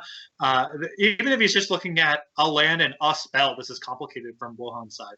Sure. He decides to go for a forest before passing the turn back to Josh, who has currently just the one. Ooh, Heart of Kiran off the top here as well. Yikes, that looks like a pretty nice draw step for him. Yeah, a couple 3-power threats to play with it as well, with the Scrounger and the Thalia. That's right. Here's a Servant of the Conduit for Lukas Blohon. Like you said, setting up his mana and his cards. Geez, a really good draw forming here for Josh Utter-Leyton. He just found Unlicensed Disintegration now off the top as well. Yeah, that's perfect. I mean, Josh had a really good hand to start with a very good curve and a lot of aggression, but he was naked to the combo, and now he's got a little bit of insurance against that as well. So here's Felidar Guardian. It's going to blink Oath of Nissa. I'm curious to see what gets revealed off of this Oath, as it certainly could change the way that Josh Utter-Leyton decides to approach the game. And there it is, Saheeli Rai. So reunited, and it feels so good. And Josh now has to respect the fact that that Lukas Blohon can combo off next turn. And now he's in the spot where does Josh just have to cast the Unlicensed Disintegration? Because he can't tap out. He knows that he can't tap out, but he also can't really trap Blohon into making a mistake here by just leaving the 3 mana up.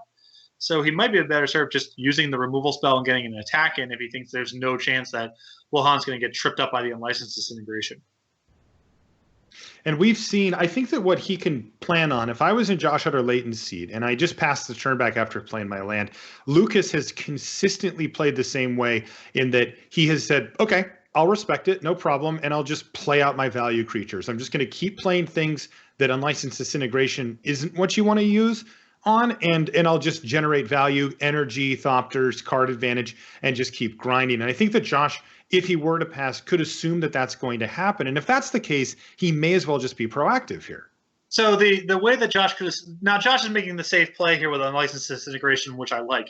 He could have tried to split the difference there by casting Thalia, which is a proactive play that also protects him from the combo, but a lot can go wrong there. I mean, if Blohon has an Oath of Chandra, for example, you die on the spot. So yes. I think Josh's hand is good enough that he can afford to play a little bit of a longer game here and just protect himself from getting comboed out the next turn. Yeah, it's tempting, right? Because he does get in with the Heart of Kiran in that scenario as well. And remember, Lukas is also on a mulligan to 6. It's hard to imagine that he just has everything. But with so much on the line, you just don't, he's got, like Josh still has plenty of game to play here. He doesn't want to just throw away his chance to win a longer game. I like his play there a lot. Thalia Heretic Cathar is going to hit here. The Thalia, there's arguments for it on the surface, but I like being safe here since you have a flyer in Heart of Kiran that's going to be dominating on the battlefield. The Thalia is not going anywhere. If Blohon can't kill it, he can't kill it the next turn, so it's still protection. And it's also an efficient use of mana as well. So I like Josh taking that line last turn. By the way, a smart play there from Lukas Blohon. He's certainly played the matchup enough to know that he needs to make his Thopter in response to Thalia being on the stack. If he did it after, it would come into the battlefield tapped, and that could cost him a huge chunk of life. Though, Now that I say that, it looks like he didn't block. Is that correct? Yeah, Blohon wanted to have the option to block in case, Thraben and Inspector decided to get frisky or whatever. It's just good operations, but he's not compelled to block in that spot. Okay. Here's a Rogue Refiner for Blohon. Well, at least the game trail is untapped finally. He doesn't really find much.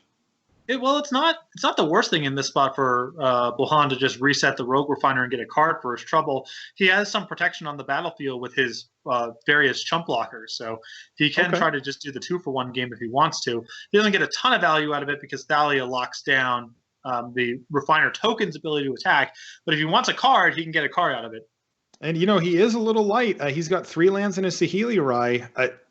He could just plus Saheeli Rai as well, but I kind of like trying to restock my hand. I mean, he needs to find some action here.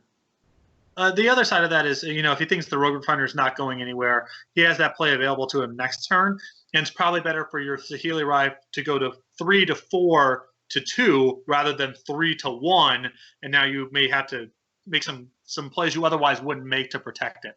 Yeah, that makes a lot of sense. Cards like Walking Ballista could be pretty annoying if Josh just taps out for that, kills your Saheeli, still has a Ballista, that kind of thing. Yeah, Unlicensed Disintegration, another consideration of keeping it at 4. So it's not clear. You also may want to save the loyalty for copying once you've gotten Thalia off the battlefield, because then you're leveraging the tokens. You're making quite a bit more. So I could see it going either way. I think my instinct here is to play Saheeli in plus, but I can respect a minus here as well if Blohon feels he might be tight on mana down the line and really just wants to gas back up. Lukas is certainly thinking long and hard about this before making the play.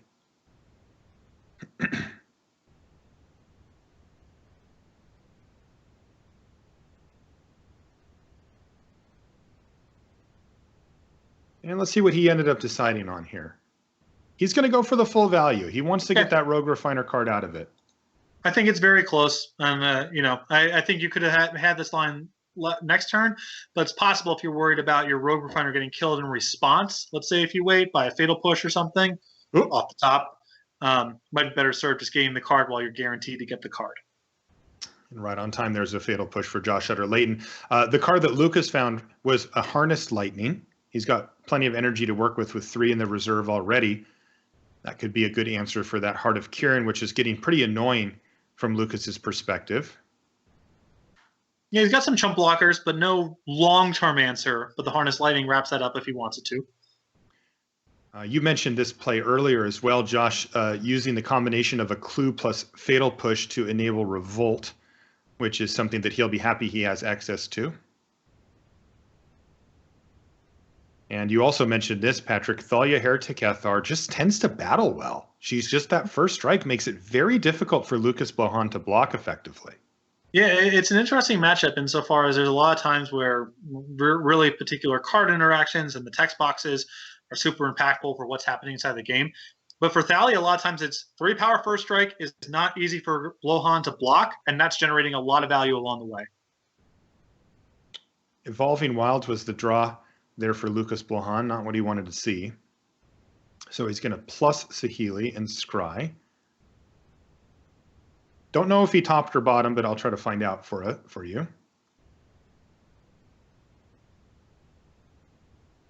And if Josh wants to, he can really, his battlefield at this point I think is good enough that he can really lean on the Fatal Push alongside the Clue as combo protection if he wants it. Little subtle thing there, but Lukas decided to play the game trail tap there. No, he could have not. Just maybe give Josh pause about what kind of cards he might have in his hand. Now Thalia's got that on lock. Oh, yeah, you're right. He maybe even revealed it. I don't know if he did. But there's no way to get that game trail into play on tap. You just can't, reveal a little harder? No, if I have 2, does that work? Yeah, that's funny. I forgot about Thalia. Game trail tried. So now what here for Lukas Blohon? What does his game plan become?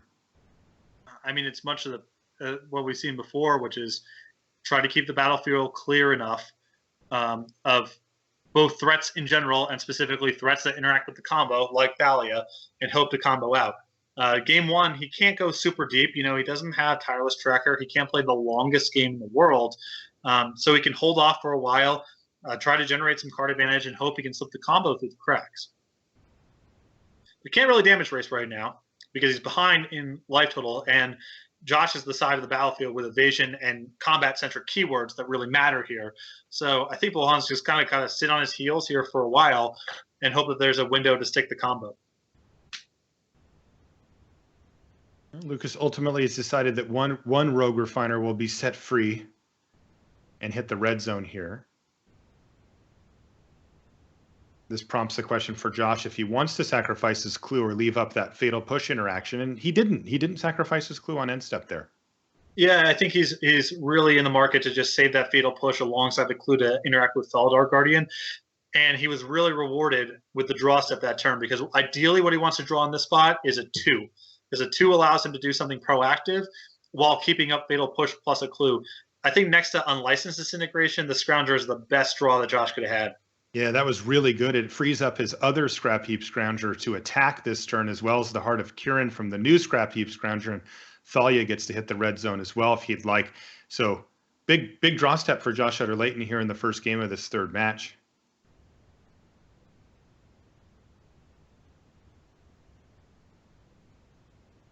Is Josh going to prioritize the life total of Lukas Blohon or Saheeli Rai? Lukas has 3 energy, but he did not use his Whirler Virtuoso before, so he would have to fire off the Harness Lightning on Thalia first if he'd like to chump block. So I think the priority right now, if you're not willing to just alpha strike and try to get the game over in 2 turns, which I don't think is realistic, is probably just manage Saheeli for the time being. Okay. The fewer of the combo pieces that Blohon has access to, the more it frees up Josh to do other stuff. At this point, he has to really rest on that clue plus the fatal push, because the risk of Blohon winning the game on the spot is right there. If that starts to diminish, if that threat diminishes a little bit, then maybe he can tap out. He can sack the clue to find another card, whatever the case may be. I think the question here from Josh's side was if he wanted to attack with a Thalia, if he was willing to use the fatal push in the event that Blohon double blocked. Yeah. And I think Josh is putting such a premium on this fatal push as insurance against the combo that he's not even willing to get his 3-power first striker into combat against those threats, because he doesn't want to be put in a position, should Blohon double block, where he would feel compelled to either lose the Thalia or use the fatal push on something that's not Felidar Guardian. Interesting here as well. Lukas is pre-blocks going to kill Thalia Heretic Cathar using a Harness Lightning, which frees up his Whirler Virtuoso to bring in an untapped Thopter, which can block.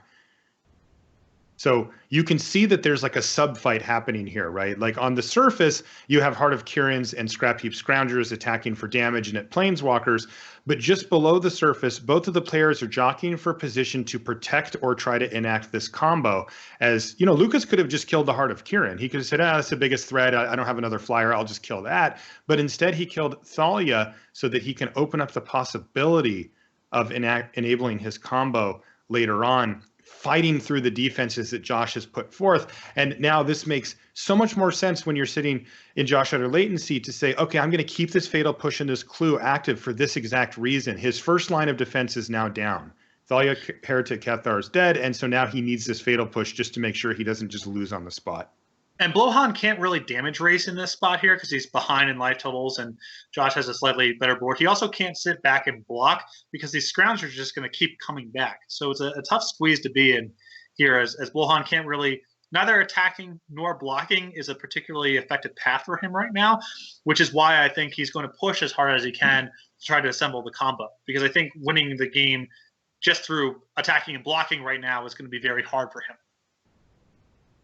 So he's going to use his Evolving Wilds first to kind of thin things out, and then he's going to go for some scry action. And you can see in the lower right-hand part of your screen, he's found another copy of Saheeli Rai, and he's deciding if he wants to put that on the top or bottom of his library. A redundant combo piece, but one that he can't really utilize at the moment. But the nice thing about it is, and I don't know if Blohon put it on the top or the bottom, the argument to keep it is Blohon has to exert a lot of effort to protect this one copy of Saheeli Rai on the battlefield. If he has one in the hand, he can set up the combo and go at any time. Also, if Josh has to make these various decisions about whether or not he should go for it, a lot of it's going to depend on is there one piece of the combo already on the table? That increases the odds. So if you have a concealed piece, it makes it a lot more likely that Josh is going to tap out, which is what we saw in game number 1 of the first match. Josh had Fatal Push plus a clue up and instead tapped out for Gideon, in part because Blohon had neither part of the combo on the table. He had a piece in his hand, he drew one and won the game. That's right. And a nice draw step there for Josh as well, because with that Harness Lightning in hand for Lukas, he's likely to kill the Heart of Kirin here, and Josh just found an immediate replacement that still lets him keep up the 3 mana he needs for sacrificing a clue and having Fatal Push available as well. The downside, of course, go ahead.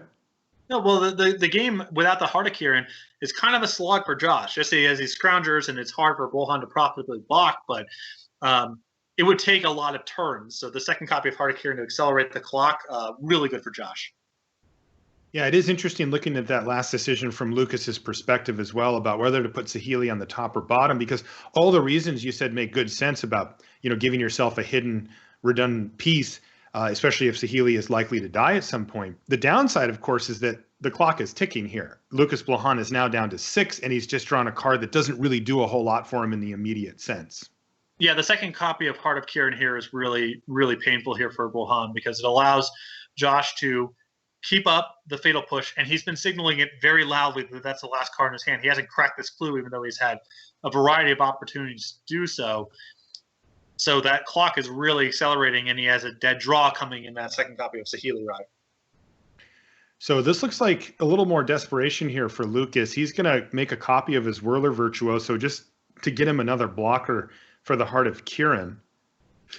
Well, Lukas is still trying to, kind of split the difference a little bit here of attacking plus blocking, making Josh expend resources, protecting himself against the combo that may or may not come. And if he's able to, get in a hit for 2 damage here and make a Thopter for his trouble, the Saheeli Rai still back there demanding some sort of answer. Blohon might be able to chip away at Josh on a variety of fronts. We have seen him attack with the Rogue Refiner over the course of the last 2 turns, and Josh is down to 12. This could be a pretty reasonable attack step, actually, for Lukas Blohon. It's just he has to be so careful because his own life total has dwindled to 6. Yeah, it's a tough spot, but, I think at this point, if you ask Blohon what's the last card in Josh's hand, what would you guess? I think Blohon would say very confidently he believes it's Fatal Push, based on the way this game has gone. That makes it much harder to combo out, and the alternative for him in the spot is just try to damage race. See if you can manage enough chump blockers. It's hard for Josh to block. He's got 2 copies of Scrounger that can't block at all. The Heart of Kirin demands he's either crewing to attack or leaving it back on defense. So maybe you whittle away. Maybe you hit an Oath of Chandra and you pair that with the Saheeli Rai and burn him out through the back door, which we've seen before. Yes, absolutely. So this combat's really tactical. He's got to figure out how much he can afford to leave back on defense. But if Blohon thinks that comboing out is off the table here, the next best path for him is to try to get in a couple points of damage, and who knows what might happen over the next couple turns. Yeah, he may be able to leverage these Saheeli Rais as well in an effective way. I mean, he could cast another one. Right, and that's a point of damage. Yeah, that's or just maybe even copy one of these creatures and line up what ultimately is a pretty big attack here. He could make another Whirler Virtuoso. That would give him access to 2 Thopters to block, and he could send in a pretty nasty attack with Josh at 12. He may just be abandoning ship on any hopes of actually getting the combo going and just saying, okay, fine, if you've got Fatal Push, I'm just going to change directions on you here. Yeah, that's what he's doing. Look at this. Yep. No, I like this. I like this path a lot, And you can see Josh here still clutching that Fatal Push. We know that Blohon doesn't have access to the combo. Josh doesn't know that. And Blohon is, if he's able to induce the Fatal Push out of Josh on these attacks, great. And if he fails to do so, it's a lot of damage as well. This is a nice hit here. He's attacking for 9. And I wonder at what point Josh has to say, does Josh have to say, okay, well, I'm just going to end up losing to the board here, so I don't really have the luxury of holding up this Fatal Push anymore, because it has to be tempting, because once he decides that he can let go of that and just say, if you combo me, you combo me, then he also gets the extra card out of the clue as well, and that could really help him find a victory here.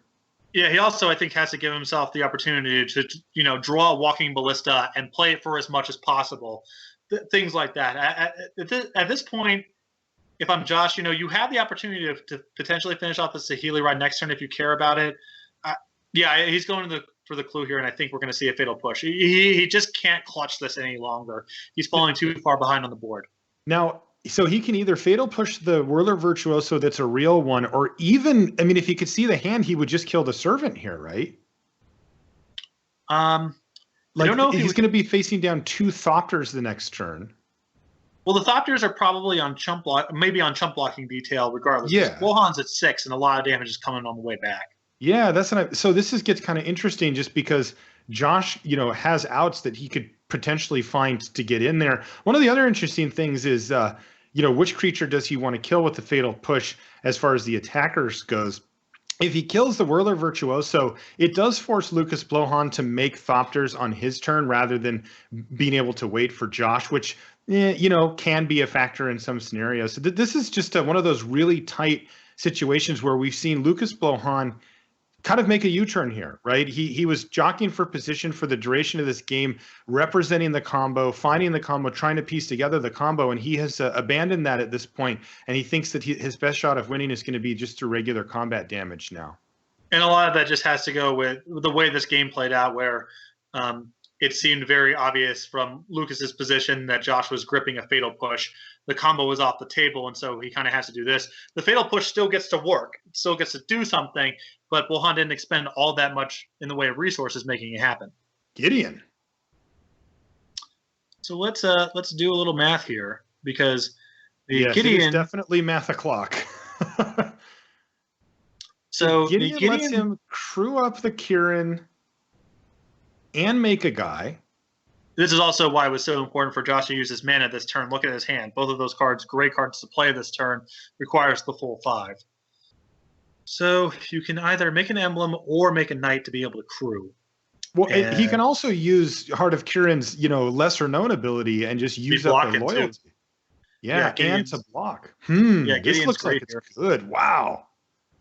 Yep. Though, worth noting here, if Josh is in this weird spot where if he overattacks on the Saheeli Rai, Lukas says, okay, that's fine. Saheeli Rai's dead. You may lose the damage race. If he goes after Lukas in an effort to induce some chump blocks here, that Saheeli could go to the next turn at 1 loyalty, with Felidar Guardian being a very live draw. So this is still a very challenging attack here for Josh. Okay, so we see a knight ally, and then Gideon uses one of the loyalty to crew up Heart of Kieran. And this is a nasty attack force that he's assembled here. But remember, there's 2 Thopters incoming for Lukas Blohon as well, so it's unlikely that Josh is going to be able to get in for lethal here. And he just has to decide where he wants to attack. Is it Saheeli Rai? Is he still respecting that? Or is he just going to, like you said, Patrick, just force a bunch of chump blocks here? Yeah, I mean, if you overattack, it's another turn. I guess at this point, Josh's perspective is probably, with Heart of Kieran plus Gideon, there's no real way for Lukas to damage race. So all I have to concern myself with is the combo. That makes a lot of sense. And he did, in fact, kill Saheeli Rai. And the shields are down, but Lukas Blohon has 0 pieces of the combo. He has 1 unknown card in hand to Josh. I'm assuming Josh doesn't know that forest is there. And things looking pretty decent here for Josh Utter-Leyton. This is a big draw step for Lukas. He needs to find action, and he needs to find it now. Yeah, he still has the old Felidar Guardian, reset the Oath of Nissa, find Saheeli, and go. So there's still a way for him to pull this one out. But yeah, I think it's got to be this turn. This 4-color copycat deck is really for optimists. It's like, I could still do it. I still got that at all times. And this is a Thraben Inspector from Josh Utter-Leyton hitting the stack, though it seems like it should resolve here. We'll wait a moment here. I mean, Lukas with nothing really to do right now, no response in his hand. We shall see. Like you said earlier as well, the Gideon ally of Zendikar, is going to be able to make the Heart of Kieran a blocker as well on Josh's turn if he'd like, which is that's pretty busted, man. Like playing Gideon, attacking with the heart, plus the 2 Scroungers, making a knight, and also having a blocker. It's like, come on. It is a lot. The two great taste great together. But what I've really liked about this game is even in the last couple of turns, it's gone from the combo's off the table. Blohon has to pivot and damage race. Now damage racing is off the table. He has to pivot and combo. It's a very fluid way the game can play out here. Blohon again still drawing live to combo out this turn. Let's see what he finds here. He's deciding if he wants to make a copter. That one was a little bit simpler. He just needed the Felidar Guardian last time. Yes. We're asking for a little bit more this time. That's right. Josh Utter-Leyton with a commanding board presence. Both players tied at 6 life, but with Josh significantly ahead on the battlefield. And it's come down to this for Lukas Blohon. If he can find himself a Felidar Guardian, he can blink his Oath of Nissa. And if he gets lucky, he could find another Saheeli Rai. There are 2 of them in his graveyard currently. It's asking a lot. If he does that, he can win. It is. This is asking quite a bit, but it is possible. Curious, do we think that Lukas could survive a turn if he let's say he finds something like, a Servant of the Conduit or something like that, like a spell, but nothing that actually gets him to the combo? Does he even survive a turn? Well, he's at 6, and let's see, Gideon plus he's I think he can chump block out of 1 turn if he hits something live. He still might even have a turn. I think he may have 1 more turn. Okay, if he does, he's going to need it because he found a Botanical Sanctum with his draw step here, and he's just going to have to be on chump block duty here. Yeah, he's got 4 chump blockers, and Josh needs 3 particular cards to connect to be able to lethal him this turn. So he can jump out of this one and still get another look at it. See if Josh wants to sacrifice that clue and try to find himself an unlicensed disintegration, perhaps. Yeah, that makes it very easy if he finds unlicensed disintegration. Right. He finds a Toolcraft Exemplar instead. He also has an Ether Sphere Harvester in his hand. He can cast one or the other.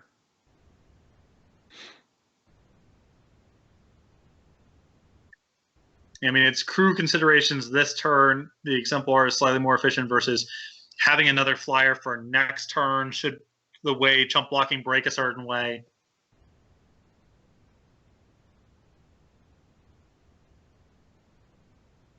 Josh really taking his time here, as is Lukas Blohon. Of note here as well for you frequent Magic Online players. Yes, we have increased their clock to 60 minutes each. Normally, a match of Magic Online, you'll only get 25 minutes total. And I'll tell you what, that's plenty. It's rare for a match to go to time. And this is, of course, just because we want to make sure that this thing is won through actual playing of Magic rather than the clock being a factor. So I like the Exemplar play here from Josh instead of playing the Aethersphere Harvester, because the way this combat is likely to break, Blohon has an incentive to try to get the Scrounger off of the battlefield if he can. So I like the play that only costs 1 mana and allows him to leave 2 left over to get back to Scrounger should Blohon decide to try to trade those off. Makes a lot of sense. A couple of creatures in the graveyard for those Scroungers to eat up as well, so that won't be an issue for Josh. But here he is, lining up a mighty attack. Lukas has to chump block the Gideon and most likely the Heart of Kirin as well. That leaves him in a position where, in theory, it would be attractive for him to trade off, say, Servant of the Conduit for one of these Scroungers. And if Josh can leave himself with the 2 mana left over, then he can get it back and be ready to go for an Alpha Strike the next turn. Okay, so Lukas Blohon's going to fall down to 3. If you play the Harvester there, it's really juicy for Blohon to trade off with those Scavengers. Oh, he hit the Felidar Guardian, Patrick. Don't do it. Lukas Blohon, he's going to cast Felidar Guardian and blink that Oath of Nissa. If he sees Saheeli Rai here, he will steal this game. There's only 2 left in his library. Let's see if he can hit. What did you find, Lukas Blohon? Show it. He didn't. He found a Servant of the Conduit. Wow. Give us the big sweat, Lukas. Now, can he survive another turn? No, right? So he's at 3, and he doesn't have a flying creature, and he's getting hit in the air. Yeah, so the Heart of Kirin is going to knock I think Blohon's finally definitively pushed out of this game. It's going to give me a heart attack with that stuff. Good sweats, though. Some good sweats. Oh man, great stuff from Lukas Blohon, but it is not going to earn him the win here. Game 1 is going to go to Josh Utter-Leyton, Raptor as he's known on Magic Online, and to many of his friends as well, is going to be one game to the good here in our deciding match here in the finals of the Magic Online Championship. And this is Josh Utter-Leyton moving within a single game of being our Magic Online champion. Patrick, I'm going to let you take a breath for a minute. Everybody calm down. Nice. That was a nice game. It was a really great nice game. This matchup is absurd, by the way. This is a really complex matchup. I mean, you and I have both commentated hundreds and hundreds of Magic games, but I have to say this one's definitely in the top half as far as complexity goes. There's a lot going on with this matchup. Yeah, and I loved Blohon's line there of, he did everything that he could to force the issue on the Fatal Push without losing his Saheeli Rai to set himself up to be able to draw the combo. That was really intricate, and I think a lot of players in Blohon's spot wouldn't have even been able to induce the Fatal Push out of Josh that game. He gave a great effort, and he was drawing live on that last turn. Like we saw, if that Oath of Nissa flipped over one of the remaining copies of Saheeli Rai, Blohon would have found a way to steal that. And even getting to that point, I think, required a lot of very impressive play. Yeah, he gave himself the best possible chance there. And now we're going to go to sideboarded games. This is, of course, they've played multiple sideboarded games against each other now. And look at this from Josh. Do you see one Fatal Push still in the main there for Josh? So the last time we covered this match, I mean, he did the quick remove the 4 copies of Fatal Push for an Oath of Chandra, an Archangel Avacyn, an Anguish Unmaking, and a Painful Truths. Right. It looks like he's debating about keeping one of the Fatal Pushes in on the draw instead of bringing in the Painful Truths, which is really interesting to me because that card was a star in Game 3 that we just saw. But it's possible on the draw. Josh just has a lot of respect for Blohon's beatdowns, wants to leave in a little bit more removal, and feels skeptical of his ability to leverage Painful Truths when he's on the back foot. All right, well, the players are going to take just a short break here. Josh is stepping away from the table, but he'll be back in just a couple of minutes. So that gives us a little bit of extra time here to examine their opening hands, Patrick. I can see a Spire of Industry on the left. Josh will move that over when he gets back to his table. But how does that hand look from Raptor's perspective? This is another, this hand to me is a solid keep. The mana's online. There's a 1-2 play. There's a big card to play towards. But this is another card. This is another hand that can fall apart pretty easily. If he hits a brick wall with blockers early on in the game, or Blohon has enough removal, he's really leaning on Archangel Avacyn to take the game home because the hand doesn't offer up a whole lot else. All right, now looking on the bottom half of the screen, Lukas Blohon, it looks like he's got a 4-lander with an Attune with Ether, but he also has a Rogue Refiner and an Oath of Chandra, so he has a 1-2-3 that he can play here. Good enough? Definitely a keep. Again, lands and spells, good mixture of things to do. Color mana, which is occasionally an issue for these Saheeli Rai decks. The mana is not perfect by any stretch. The fact that that's all lined up well, I think, makes this hand an easy keep.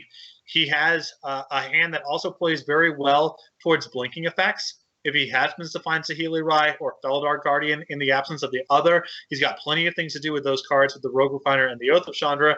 But at the end of it, it's still 5 lands, a removal spell, and a 3-2. This hand also has a lot of potential to go south. This is a big one. This game could be the one that decides it here. If Josh Utter-Leyton wins this, we are tied at 1 match apiece. It's over. That's going to be Josh going from, am I qualified for the next Pro Tour? Not really. To winning a GP and then immediately platinum. And instead of worrying about being qualified for the next Pro Tour, he scratches off being qualified for the World Championship. Not a bad few weeks there for Josh Utter-Leyton if he were to win it. And on Lucas's perspective, it's similar. He's working. He's a full-time professional Magic player, and he's working constantly towards these goals. And he gets to just scratch off, a year's worth of goals in one fell swoop. All he has to do is win 2 games against one of the game's best players, Josh Utter-Leyton. Yeah, no big ass. I got a little skin in the game because Josh is a coworker of mine, and I think between going from not qualified for the Pro Tour to winning a Grand Prix and winning the Mox Championship, that I might be able to parlay that into a free lunch. So we'll see. Oh, free lunch. Very nice. Speculative. This is, I'm speculating too. I think there might be some goodwill coming back. Might be in a charitable mood, you know. Yeah, I think he will be. He's a generous soul. Toolcraft Exemplar is going to get shot down by Oath of Chandra, and here's where Josh needs to find 2-drops, and right on time. Heart of Kirin off the top. Now, he still has some work to do. He can't currently crew it with the hand that he has, and Lukas Blohon is moving his game plan quite cleanly forward here with the 1-2-3 into Rogue Refiner. Yep, I mean, the Raven Heart Inspector. of Kirin here, not the best draw for Josh because crewing is going to take a little while, but it's at least a thing to do with the mana. And now he's really well suited here. He can spend his 3 mana this turn, casting Raven Inspector and Walking Ballista. He's got a play all ready to go with his 4 mana next turn, which is dumping mana and Walking Ballista in the worst case scenario. Looks like he's going to sack the clue instead of playing the Walking Ballista. Also fine. And Archangel Avacyn already rolled up. Okay. So this one's moving forward nicely for both players. Rogue Refiner number 2 is keeping the energy stocked up and the cards flowing. Unfortunately for Lukas, he has found not that much action, but that one did reveal a Tamiyo Field Researcher for him. So he's going to have something to do next turn regardless. And there's Gideon off of that clue for Josh Utter-Leyton. I was momentarily confused with the not playing the Walking Ballista that turn. I think Josh's plan is with, Blohon kind of just adding stuff to the battlefield. He wants the turn 5 Avacyn, Ballista for 0, flip, wipe your board, and have a dominating presence. He has to give up a little bit of attacking because of that, but he's found Gideon as his turn 4 play. So now he can align that up with the Heart of Kirin, make a Night Token if he wants to, and he still has access the following turn to Avacyn plus Walking Ballista to flip the Avacyn, assuming that, Blohon just adds a couple more creatures to the battlefield. Yeah, my goodness. Gideon Ally of Zendikar was a fantastic sight to see for Josh Utter-Leyton, as he's going to be able to really turn the tides on Lukas Blohon here. In the next couple of turns, there's some big hitters coming down for Josh. No matter how he decides to sequence things out, he is going to be in good shape as far as power level goes. And if he could see Lukas Blohon's hand, 4 lands in hand, it has to be one of the best case scenarios from Josh's perspective, though Tamiyo could have an impact as well. Here's Gideon. Makes the night. And it looks like, once again, this line of play that we've seen over and over again, Patrick, is that Josh is going to take the more conservative route and leave his Heart of Kirin back as a blocker. And that was super conservative because he could have just removed a loyalty off of Gideon to attack. Removing a loyalty from Gideon, though, gets the Gideon down to 3 loyalty, facing 2 different 3-power creatures. And who knows what happens at that point? You could, an artifact removal spell, something can happen where you're suddenly chump blocking or losing the Gideon when you didn't have to. And I think Josh is thinking, if I get to Avacyn plus Ballista him, it's over. So just don't do anything super risky here and lose the Gideon. And here we go. Tamiyo Field Researcher is going to come down and then minus on the Knight Ally and the Heart of Kirin. And that is going to allow Lukas to apply maximum pressure here. And this is the scenario that you just described, Patrick. This is exactly why we didn't see Josh fire that up, though it does look like he's just going to go ahead and let Gideon die because Gideon was going to die anyway. Can't protect it from the Oath of Chandra, so there's no recourse there. All right, so is this the big turn now where Archangel Avacyn plus Walking Ballista for 0 is going to come down? It would be really powerful. It would allow him to kill Tamiyo and both of the Rogue Refiners on the board.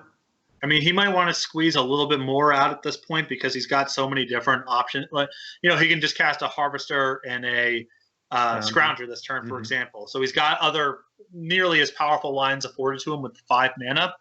I think that Josh may want to just, if the game is still fairly close like it is right now, that to not bend over backwards trying to get to that Avacyn play, because bad things could happen with Harness Lightning. Blohon could recover from that spot. You might want to bleed a little bit more out of him here. Yeah, the downside, of course, is that does leave Tamiyo Field Researcher on the battlefield, which could be, fuel for card advantage for Lukas Blohon, over the course of the next turn or two. Well, on the surface, you have the Harvester. If you don't do the Avacyn play, you could cast the Harvester, and that's a 3/5, and a 3/5 pretty effectively checks the battlefield right now, and also provides an attacker that can get through the Tamiyo the following turn. Okay, so Josh is going to take an alternate line here. I like this. He attacked with the Thraben Inspector, and now he's going to cast Walking Ballista with 2 counters and then use one of them to finish off Tameo Field Researcher here. So he does get to take care of Tameo and also kind of baits out that same scenario that you were just describing. Whoa, is that Saheeli Rai off the top there? Right, and Josh's line there just protected him from losing Josh this match. is so good. He's just so good. Because if he went to Avacyn Ballista, he loses right now. Unbelievable. He just gets comboed out. In the process of making the line of play that he did that allowed him to get the Tameo off the battlefield, he ends up with a Ballista at 1 counter when it's all said and done. So now he's covered against the combo on the table, and the Tameo's gone, and he gets to untap next turn with Heart of Kirin. He has the Archangel Avacyn to potentially protect the Walking Ballista, should that come up, and gets to protect himself from the combo by keeping that Ballista at 1. Just a great turn there. I would have gotten a real killed. person. Like that is I just would have gotten unreal. killed. I haven't played this matchup all the time in the world here, so I'm not claiming some expertise, but I would have gotten killed. Yeah, I watch things like this happen, and I just sort of shake my head because I'm just like, yeah, I wish I was going to be that good sometime. But man, he's just so good at this. Here's Walking Ballista getting killed by Oath of Chandra off of the Felidar Guardian, and Lukas once again trying to set up the best he can to get his combo online, and things actually looking pretty good for him here, are they not? Yeah, great position. I mean, Josh's hand is nothing to interact. It's just a bunch of creatures here. So Josh, again, he can keep up appearances. The nice thing about the spot that he's in is that he can just say go, representing any number of removal spells. And if Blohon doesn't pull the trigger on the combo, he can cast Archangel Avacyn. That's not a bad consolation prize. But right now, Josh is exposed. He has no protection against the combo. The combo's online for Blohon next turn, and if Blohon goes for it, we're going to game 3. Yeah, we've seen Lukas be pretty consistently conservative about going for the combo, but we've also seen a lot of different types of board states thrown at him. And traditionally, he's had A, other things to do with his mana, and B, was okay on both life total and board state when he was doing it. How would you evaluate this board state from Lukas's perspective? Would you still feel content to just sort of keep working your way through your deck and doing things, or would you feel an immediate pressure to try to go for the combo? It depends what the draw step yields. But okay. Right now, with no defense against the Flyers that Utter-Leyton has, I would feel compelled to try to go for it. Because you are drawing, I guess you're drawing to release the Gremlins. That's a big draw to clean this up. But otherwise, you don't have a lot of defense to what's happening on the battlefield. Look at this. Josh is just going to put the shields fully down. Aethersphere Harvester means that Lukas Blohon has the clear path to victory here, and he gets to just immediately combo off. And this is going to be game 2 going to Lukas Blohon. So we're going to get the full match 3, game 3 here, Patrick. We kind of knew it was going to happen when we sat down. No big deal. No other way to do it. No, I mean, we covered 9 games in the other semi, and it wouldn't be appropriate if we didn't get – I guess the first match ended up 2-0, right? So we got cheated out of 1 game. We did. But on the balance, we'll never get that we can't back. Be too upset about this. And that's going to do it. So this is it. Sideboarding lined up here for game number 3. Who is it going to be? Josh Utter-Leyton or Lukas Blohon? One of them is going to take home that massive prize purse for first, and the other person's going to get $17,000. Not too bad at all. And it's all going to come down to this next game. Josh Utter-Leyton's going to be on the play, and of course, these opening hands are going to be absolutely critical as we examine them, if they continue, finishing up with their sideboard options here. Yeah, and we might see some more of that play draw flipping here. You see now with Josh on the play here, it looks like he's looking at taking out the 4th copy of Fatal Push, probably bringing in the 1 Painful Truths that we saw be so good for him in the previous match. Blohon seems pretty set here. Doesn't look like he's making any moves. And I think there might have been some consideration in Blohon's last match with Marcio having access to Sky Sovereign. I think that tilted Blohon to want a copy or 2 of Negate in his deck post-board. With Josh Utter-Leyton having no large vehicle like that, I think the Negates are below the bar from Blohon's side, and he hasn't made a move towards them.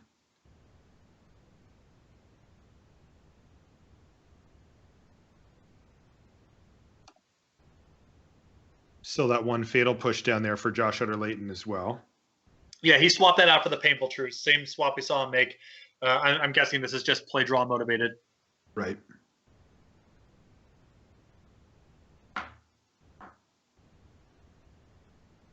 All right, how do these openers look? They're already underway here, Patrick. They are wasting no time.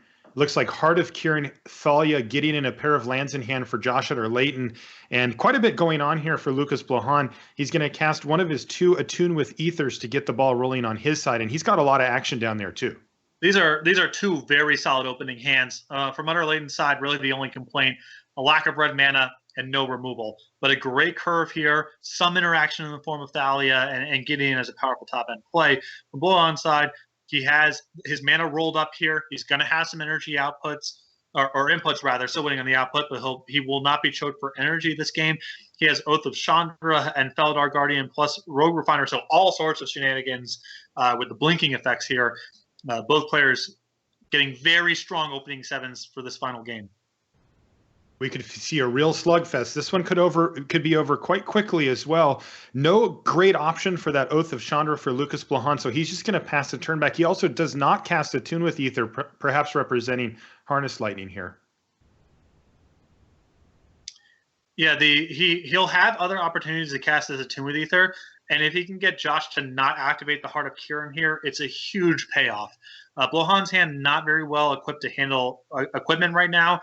He does have to be conscious of his life total here, and if by saying go here, he gets Josh to not crew up, that's a huge win.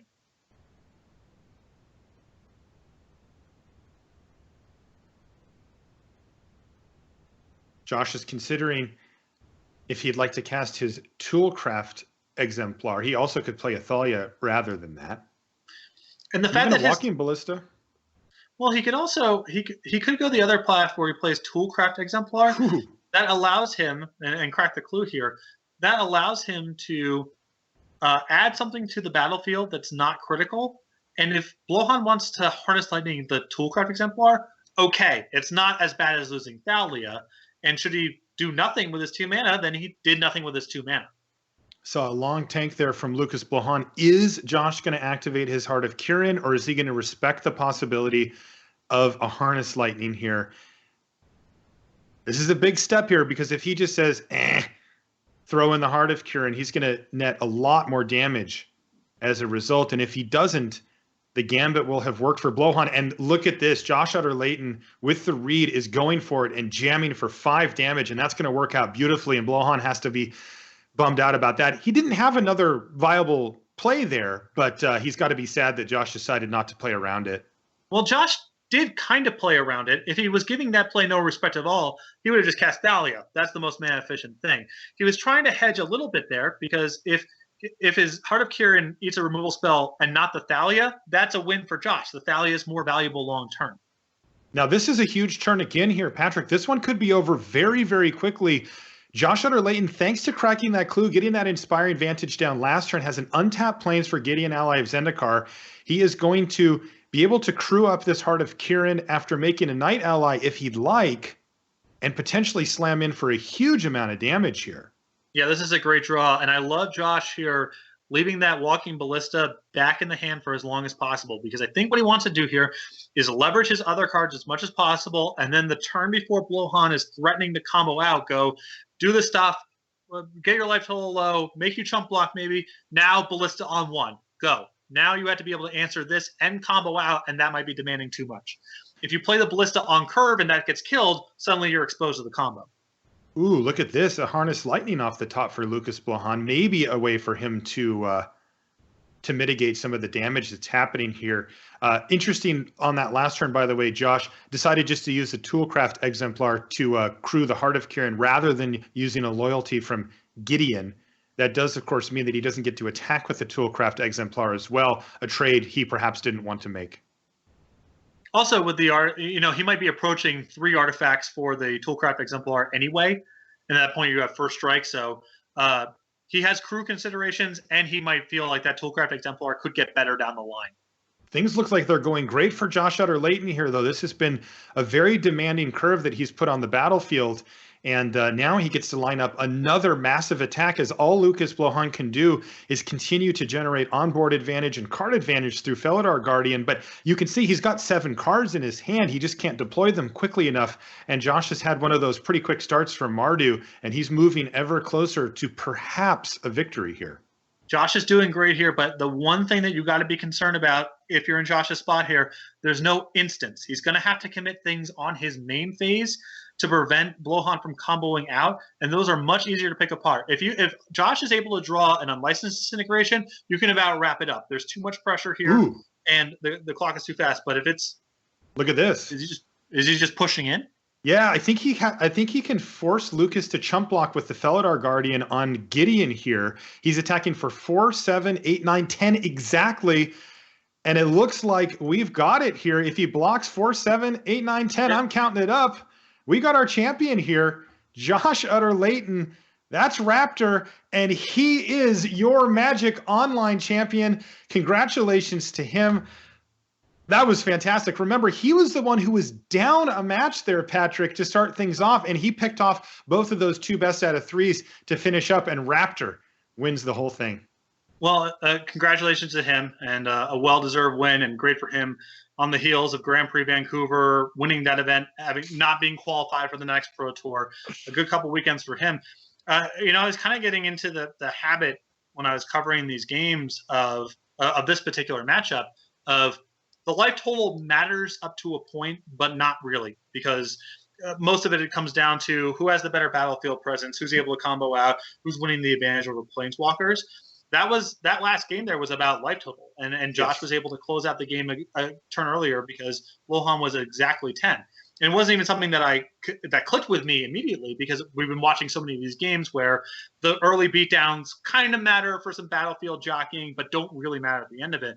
And it just goes to show you that that matchup plays a bunch of different ways depending on what the cards are drawn. And Josh was able to close out that damage race a turn ahead of schedule there, just because he was able to get Blohon down to exactly 10 and then was able to finish that out from there. That was exciting stuff. And of course, it had to go to that third match, right? I mean, we kind of expected that, I think, when we sat down that it did. But yeah, really cool stuff. And I have to say, this was a fun way to do commentary. This is the first time that I've got a chance to do this like this. And I got to work with some great people this weekend. We had Patrick Chapin in the booth here. I don't get a chance to work with Patrick that often. That was cool. Reed Duke, Chris Pakula, who I've never gotten a chance to be in the booth with, Dave Williams, and of course you as well, Patrick Sullivan. Really fun, right? To get a chance to work with a bunch of different commentators and also, not wear shoes.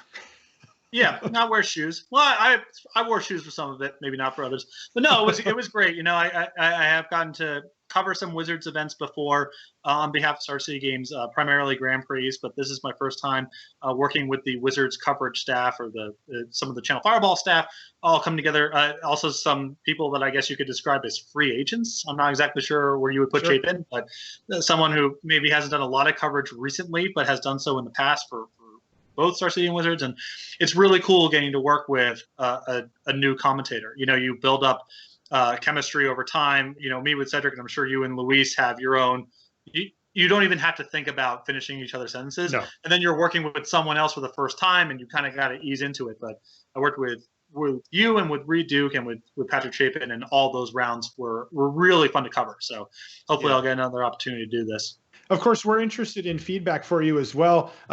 We do want to hear, Randy Bueller and Athena Froelich have been working really hard behind the scenes on this type of thing. And so, feel free to send that our way or to either of them, because, this is just one event that's been done this way. And of course, there's more to go. All right. It sounds like Maria is ready for her interview with our champion, Josh Utter-Leyton.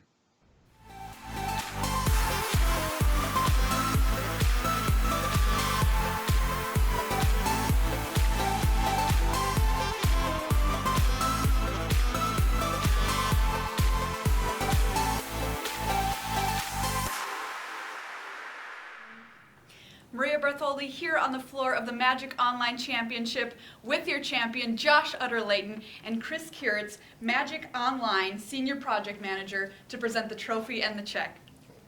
On behalf of the Wizards of the Coast, I'd like to say congratulations to this year's Magic Online champion, Josh Utter-Leyton. Here you go. Here's your trophy near moderately oversized check. Congratulations. Thank you. That's awesome. Josh, I got to ask you the typical question about how you're feeling right now, because that was just a series of heart-pounding matches there. Yeah. What's going through your mind? I'm still on like full like stress mode for the games. Yeah. So, what was it like there in the last final moments of the final match, of the final game, when you felt like you had it on lock?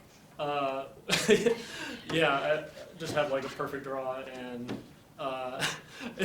it going through my head was like, all right, I have the check mark. Just don't screw this up. Don't misclick. Don't misclick. Don't misclick. Yeah. So I just want to know about how do you feel about this whole tournament, your performance here, the deck you've chosen. What was this weekend like for you? It's still pretty surreal. Yeah, did not feel very prepared for Constructed. Thought the deck was fine, but certainly nothing special, and still think that. Wish I had built my sideboard better. It was not particularly good for the field. I love this. Definitely going for like straight to tinkering, for the next tournament. So. Well, that's the sign of a true Magic player. I want to know, how does this change things for you moving forward? Like, the story here is that you weren't qualified for the next Pro Tour. You managed to win GP Vancouver. Now you've taken down the Magic Online Championship. What does this change about your life? You're locked for Platinum. I mean, this doesn't really change like my life, I would say. I'm so excited to be qualified for Worlds now. Yeah, just like unbelievable. For you, do you have a play or a line of play that stood out for you this weekend as something that you're really personally proud of? Right now, I can't think of anything except for the one that's gonna haunt me, which is the like tapping out when I have Fatal Push and Clue against Lukas. So yeah, that's the one that's like that's all I can think of right now. So are you going to take a break from Magic Online, or are you thinking about the next time you're going to be able to get in there and draft? No, not draft. Probably fire up some Modern to prepare for Louisville. Louisville, okay, awesome. So do you know that you now owe a lot of people out there a free lunch? It was being discussed in the chat quite heavily. How do you feel about that? There will be many free lunches to be had, yeah. So this is something I just ask a lot of people when I get the chance to talk to really great players like you, is what for you is your number one tip for anybody out there who's watching you and thinking, maybe someday this could be me, for somebody to become a better player? Yeah, I think the most important thing is just to have an attitude of going in and learning and trying to find your mistakes and things that you can do better, and just take a really critical approach. And just do your best to learn as much as possible, play with people who are better than you if possible, and Magic Online is just one of the best ways to do that, because you get to play against the best players in the world and get practice against them. So it's just an awesome tool for getting better. What do you love most about playing Magic? At this point, it's the people. Like the Magic community is just so amazing, and you just get to meet and interact with people. Like my favorite part of like every Pro Tour is just like drafting with the Japanese after the PT is over. Like we don't speak the same language, but yet we can like interact, communicate, and just have an awesome time together through this shared love. And how are you planning to celebrate tonight? Booking a new flight home. That's right, you missed your flight. And hopefully sleeping on the flight. Awesome. Well, congratulations to you. What a fantastic run. I know a lot of people out there are really happy to see the success from you. So thank you so much, and again, congrats. And I want to say thanks to everybody out there who's been watching and with us this whole weekend. Thanks, of course, to Randy and Athena for putting this awesome event together, Magic, Wizards of the Coast, and of course, you for watching. Come back next time. Thanks again.